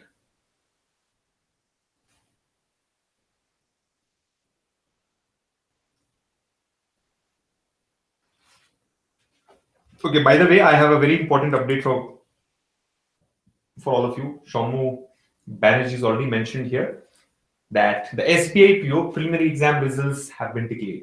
Yes, you've heard it right. The SBI PO preliminary exam results is out 1 day in advance. It was expected to be released tomorrow, but the results have been declared. So I'm sure you guys are not sitting here because you must be checking your result, right? Why did you do that? Let's do it live. Go check your results and come back. Quick. SBI PO preliminary exam results have been declared. Please check your results and let me know immediately about your result. Yeah, I hope. Well, don't get disappointed if there's any bad news, but yeah, It's a part of your journey for getting a job, right? So quick. I think we have only 10 minutes left for the session. We'll solve maybe 3, 4 more questions. But guys, check your result and get back quickly. I don't want to wait for the next session, right? Let me find out how many of you have qualified. I repeat, the SBI PO preliminary exam results have been declared. Please check your results and let me know about your result, right? Shaumu has also mentioned the link there. So you can just click on that to get the result. And Shruti says the cutoff is 51.5 and I got 50.25. Oh, so you've lost it by what? 1.25 marks. Never mind. You're close. Better luck next time. And bounce back harder, right? So Shruti has not cleared. Dhaval has not cleared. Okay. No worries. Others, quick. Shaumu Banerjee has got 59.5 and that means he has cleared it, right? Because Shruti had mentioned that the cutoff was 51.5. So congratulations, Shaumu, for cracking another exam in this year, right? For those who are not aware, let me mention that Shaumu Banerjee has got 6 bank jobs in the last 1 year. I repeat, he has cracked 6 jobs in the last 1 year, and this probably would be his 7th one, right? Of course, the mains round is the next one, but yes, he has cleared the preliminary exam. So congratulations, Soumya, once again, and good luck for your mains exam, right? Others, I think only 3 of you have mentioned. I'm waiting for you guys. Quick. We have to solve at least 2, 3 more questions. This one I'm doubtful actually. I don't think this question is complete.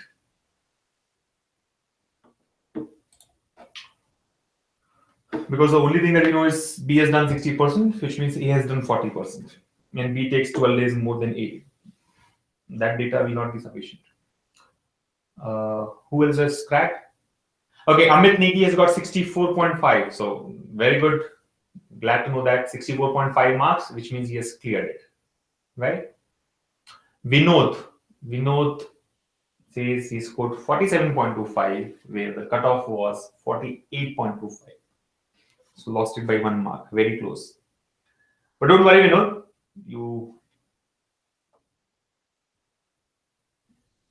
can do well in the next time, right? Next round.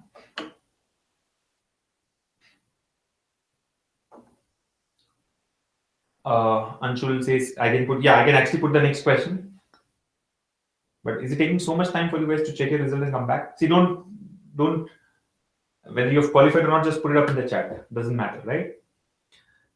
This question itself we have not solved, Anshul. So is Kishan there in the session? Kishan, I don't think the question is complete. You have said B takes 12 more days to than A to finish the task. B and A start this task and A leaves the task before the task is finished. B completes 60% of the overall task. How long would B have taken to finish the task if he had worked independently? It is incomplete in my view because all we know is that B takes 12 days more than A to finish a particular job. So if A takes, let's say, 8 days, B would take A plus 12 days. The other thing that we know is A has left in the middle, right? Both of them started, but A leaves in the middle. Now, when exactly did he leave is not given to us. All he has mentioned is A has left the task in the middle. And then he says, overall, B has done 60% of the task, which means A has done 40%, the remaining 40%. So how long would B take to finish the task? I mean, we cannot frame the equations here. I think we should be given that we should be given how many days before has A left the task, or some other information, if not that. By the way, somebody had posted, I remember, I just recall that, how is that possible that B has done 60% of the work, A has done only 40%, where B actually takes more time. B takes 12 more days than A, which means B's capacity is less, right? B takes longer to finish a task when compared to A.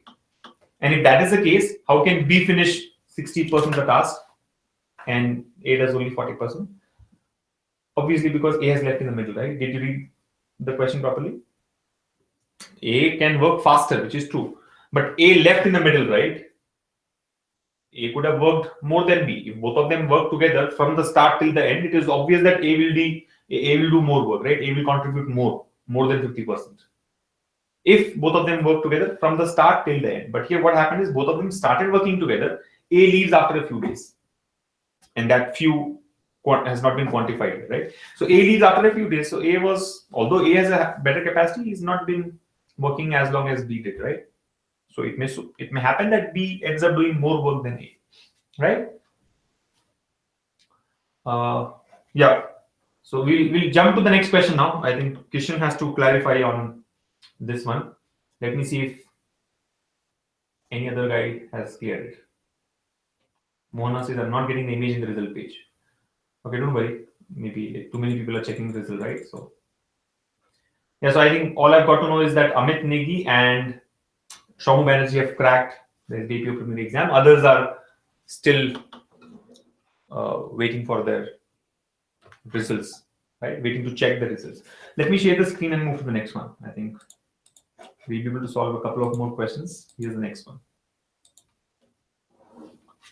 So this is incomplete question in my view.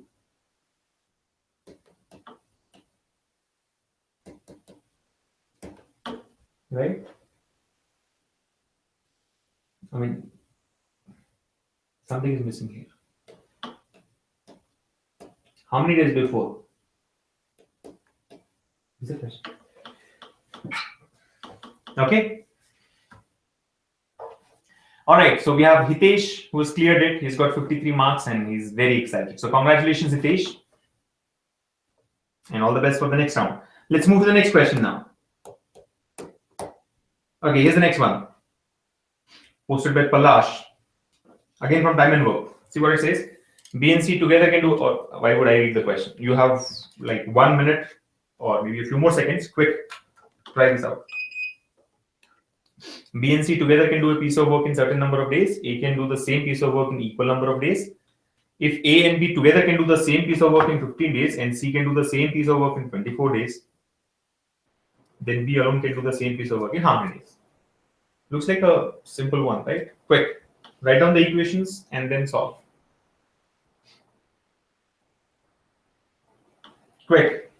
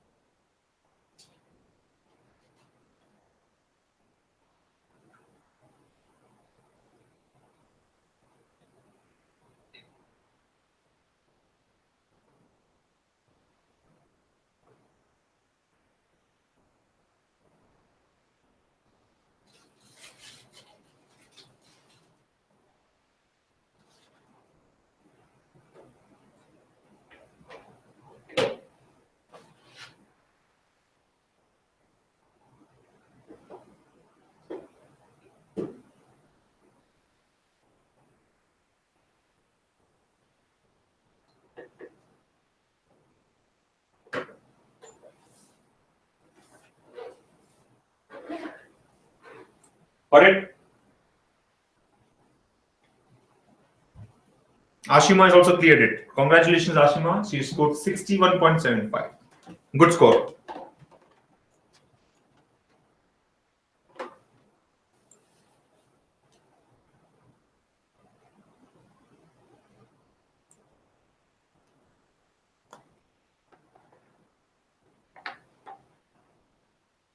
So anyone who's got this answer, I think all of you are really excited about your result now.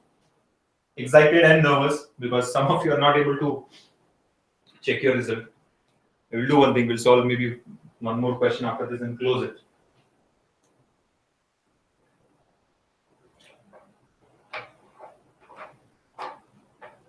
And Here we get the first few responses. Anshul Agarwal has got option 2, which is 80 days.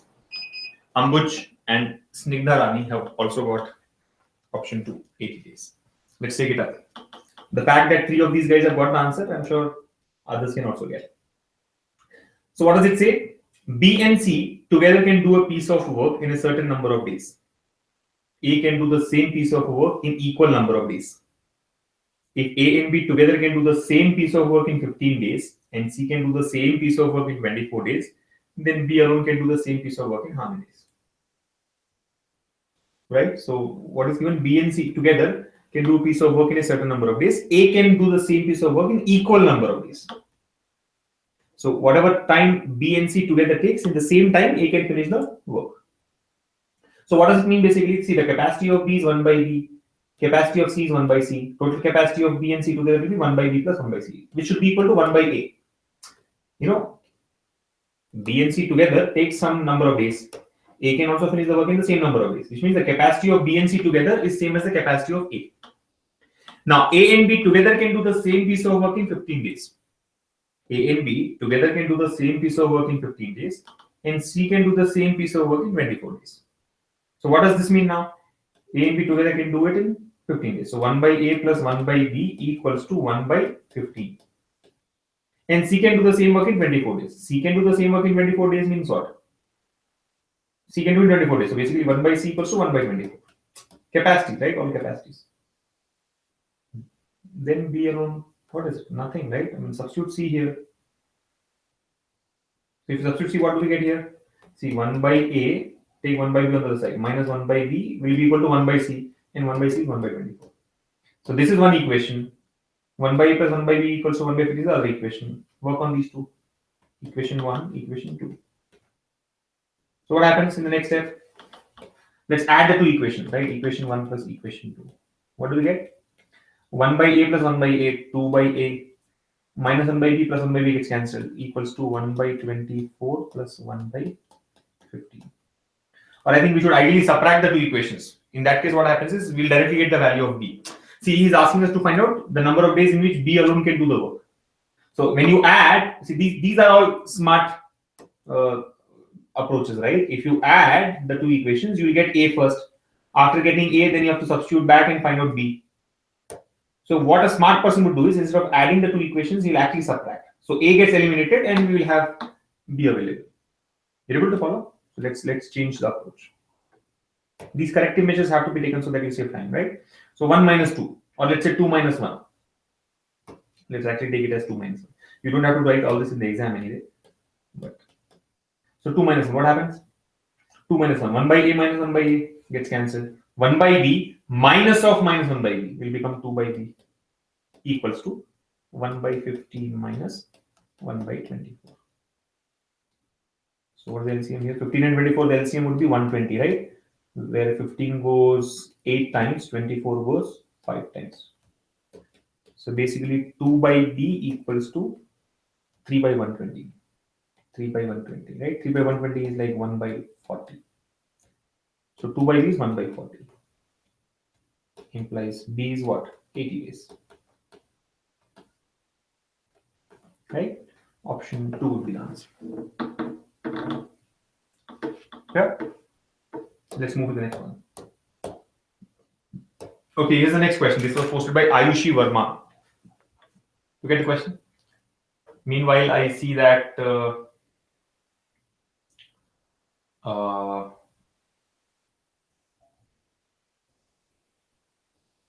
else is clear? Tanya could not clear.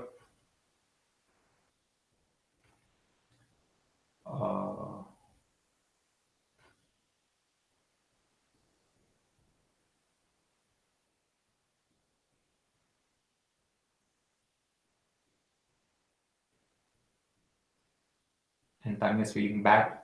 Don't worry.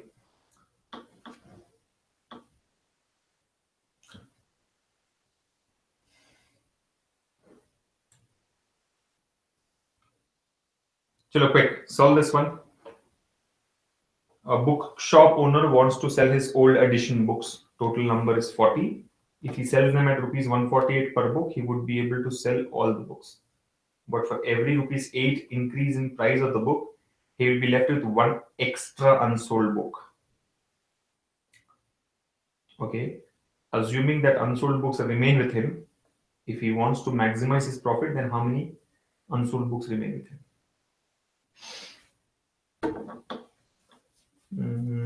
Maximize his profit, huh? He's not given the profit percentage or absolute value. He says maximize the profit. So when will the profit be maximum? I think you have to use options here. 12, 11, 10, 9, 8, right? Use the options and find out.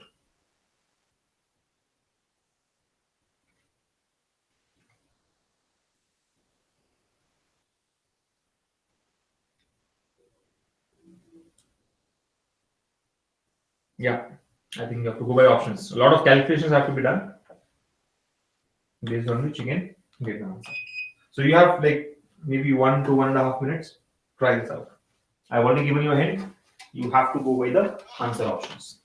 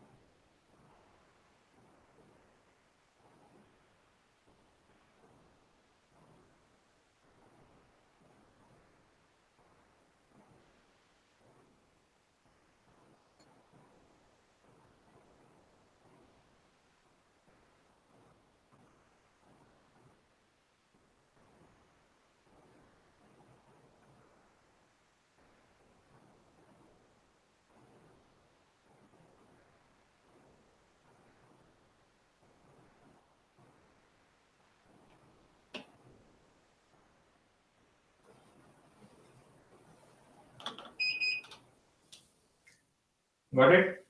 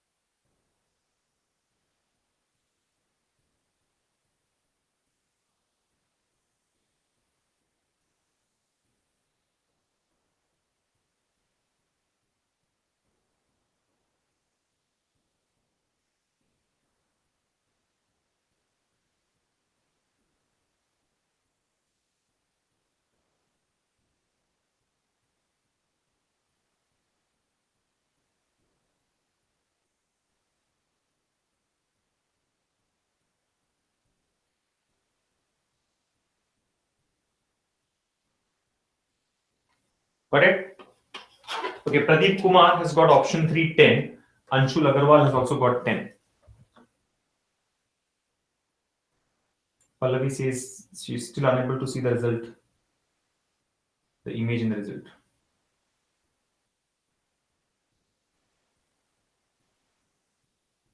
Anybody else who's got the answer to this question?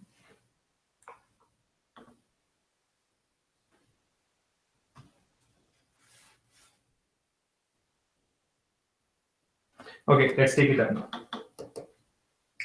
See what it says, right? The question was posted by Ayushi Verma. It says a bookshop owner wants to sell his old edition books. Total number is 40. If he sells them at rupees 148 per book, he would be able to sell all the books.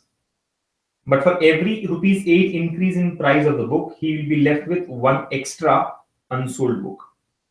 Assuming that unsold books remain with him, if he wants to maximize his profit, then how many unsold books remain with him? All right. So let's understand this, right? I mean, interesting question and a different one, right? A bookshop owner wants to sell his old edition books. Total number is 40. So he's got to sell 40 of his old books. Now he sells them at rupees 148 per book. Selling price is 148 per book. And if he fixes the price as 148, then he'll be able to sell all the books. He will sell all the books. But for every rupees 8 increase in the price of the book. So if the price of the book increases by 8, for every rupees 8, right? Focus on the word every. For every rupees 8 increase in the price of the book, he'll be left with one extra unsold book. So he'll be able to sell all the 40 books if the price is 140. But as he increases the price by 8 rupees each time, he'll be left with one extra unsold book. If he increases by 16 rupees, he'll be left with 2 unsold books and so on. Now, assuming that unsold books remain with him.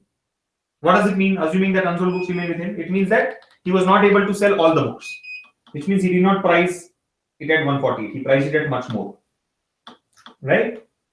So assuming that he's remained with unsold books and he wants to maximize his profit has to be maximum, then how many unsold books remain with him? Now understand, if the price is 148, he'll be able to sell all 40.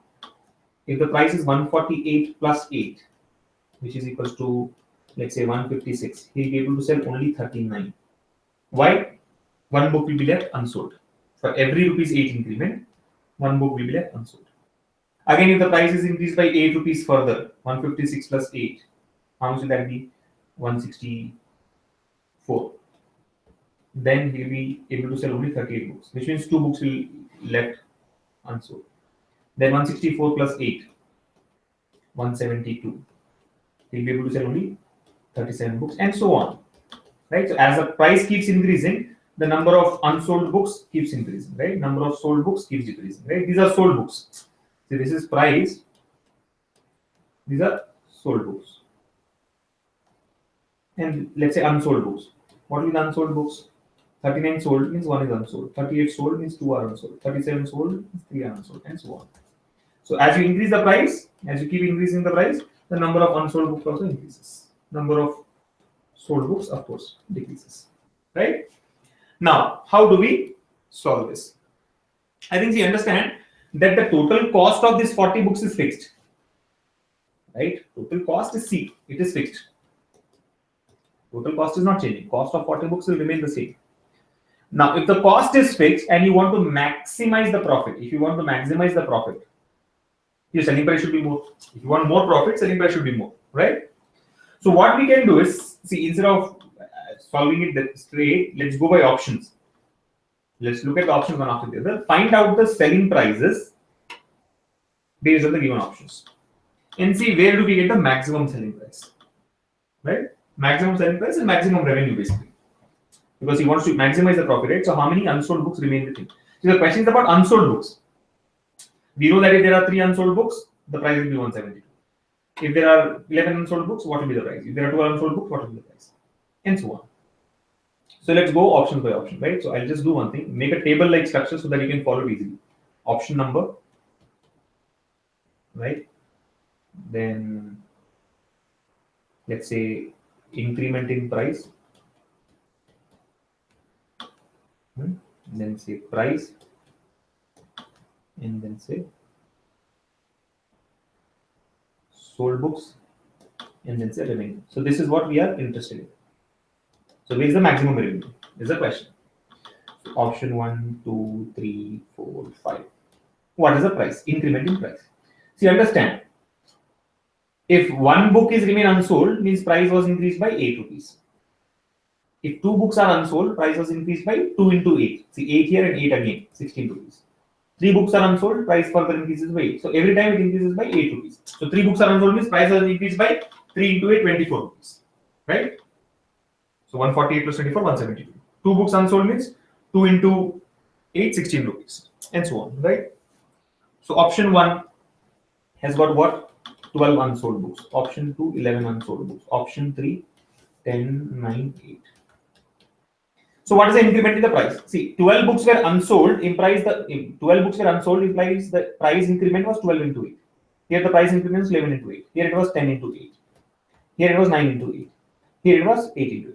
You getting it? For every one book which is unsold, the price increases by 8 rupees. So 12 books unsold, 12 into 8, which is 96 rupees. Here the price increased by 88 rupees. Here 80, 72, 64. Right? Now, what is the price of the book? Understand. For 0 unsold books, the price is 148. Here increment is 96. 148 plus 96. How much is 148 plus 96? 148 plus, you understand the price of the book. 148 plus 96. 148 plus 96 will be 240. Then 148 plus 88. It will be 236. 148 plus 80. 228. This will be 220. And this will be 212. 148 plus 64. Right? So these are the prices.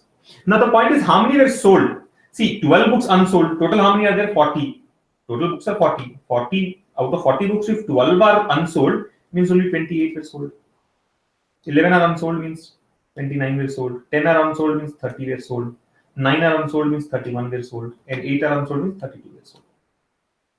Now, our interest is what? See, we cannot say that because the price is maximum here. See, because the price is maximum here does not mean that the profit is maximum. Because what happens here is the profit here is a function of price as well as quantity sold. The quantity is changing. You see, as the price changes, the quantity of sold books also changes. So we cannot say that just because the price is maximum here, the profit will be maximum in this case. No. Because profit will depend on the total amount that you get. And total amount depends on not only the price, but also the number of copies that get sold. So revenue, basically, revenue is price into quantity. So 244 into 28. 244 into 28. Here it should be 236 into 29. Here it should be 228 into 30. Here it should be 220 into 31. Here it should be 212 into 32. Now, there are calculations to be done. You have to find out all these values. Wherever you get the maximum value, that will be your answer. Right? If the revenue is maximum, means the profit is maximum. Revenue is maximum, means the profit is maximum. Right? So find out what is 244 into 28, 236 into 29, 228 into 30, 220 into 31, 212 into 32. Wherever you get maximum value, that option is your answer. You getting it? Like for example, I mean, you don't have to put pen on paper for every calculation, right? 220 into 31 should be very easy. 31 into 22, how much is that?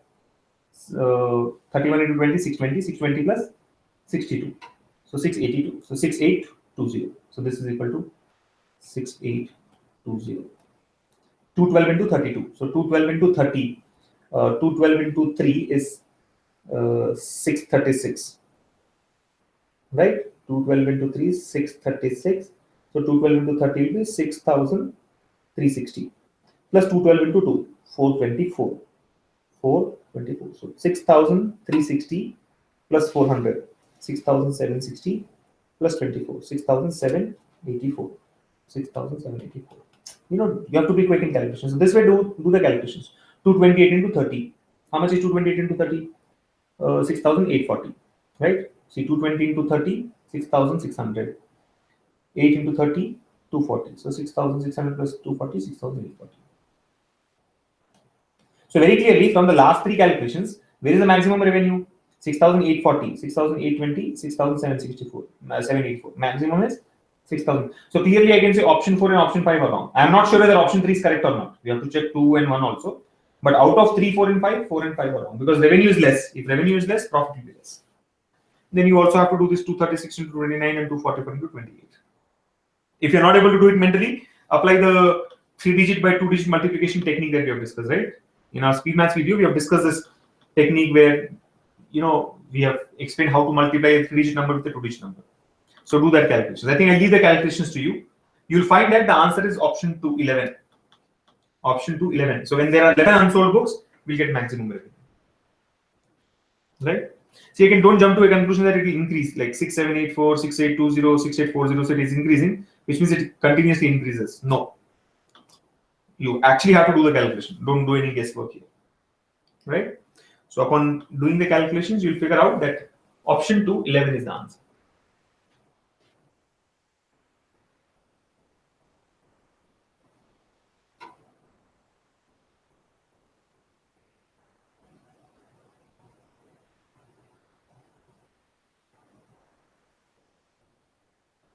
Okay. And I think with this, let's close the session here. Looks like all of you are in the process of finding out the result. In fact, I want all of you to just check your result immediately and update us, right? We'll be conducting a survey immediately to collect your results so that we can take feedback from you, valuable feedback from you, and do modifications in the program to help you succeed, right? I mean, to make it better for your upcoming exams. I'll just quickly run through. By the way, the session is over. Thank you all for joining us. Let me see who all have mentioned that they've clarified. I mean, they've cleared the test. Anubha also seems to have cleared. She was saying that, but she had been mentioning that there is no image download or something, right? And looks like it is Anubha's birthday today, huh? Real birthday gift, somebody has mentioned.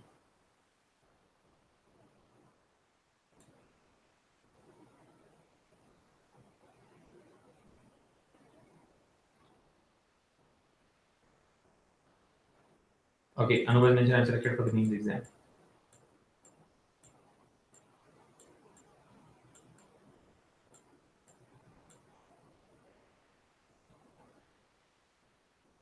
Acha, Anubha's birthday gift a little later. It is not her birthday today. But anyway, I think very good to see that you've cracked the exam. Yeah, your hard work has paid off, and it's time now to pull your socks up and start working for the mains exam.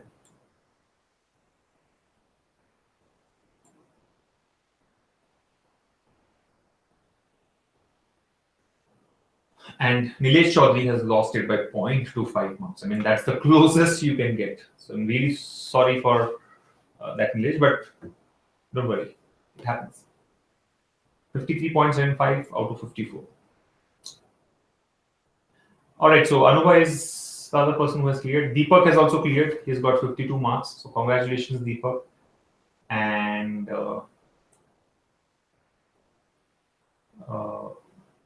Mohana says you have roll numbers, so I guess you can extract it of all this. Yeah, we have a lot of roll numbers with us. We'll start extracting the data.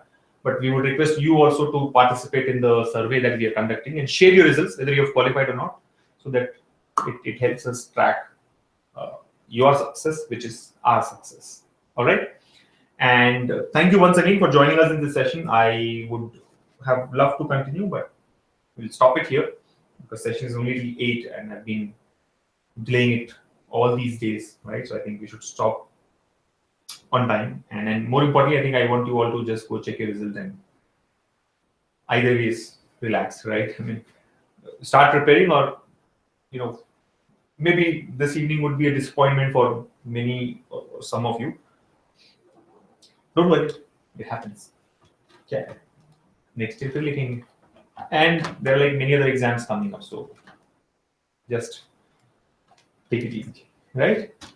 So all the best, all of you. Wish that all of you, most of you, clear the SBI preliminary examination. Please update us with your results and keep practicing. If you have qualified, you should practice because you have to appear for the SBI preliminary exam. Even if you have not qualified, you should practice more because you have to appear for other exams, right? And take this as a stepping stone to your success, right? Learn from your mistakes and don't repeat your mistakes. That's very, very important, right? So on that note, let me leave you all here. Thank you so much for joining us in this session. Keep practicing and take very good care of yourselves. I'll see you all in the next session. Bye.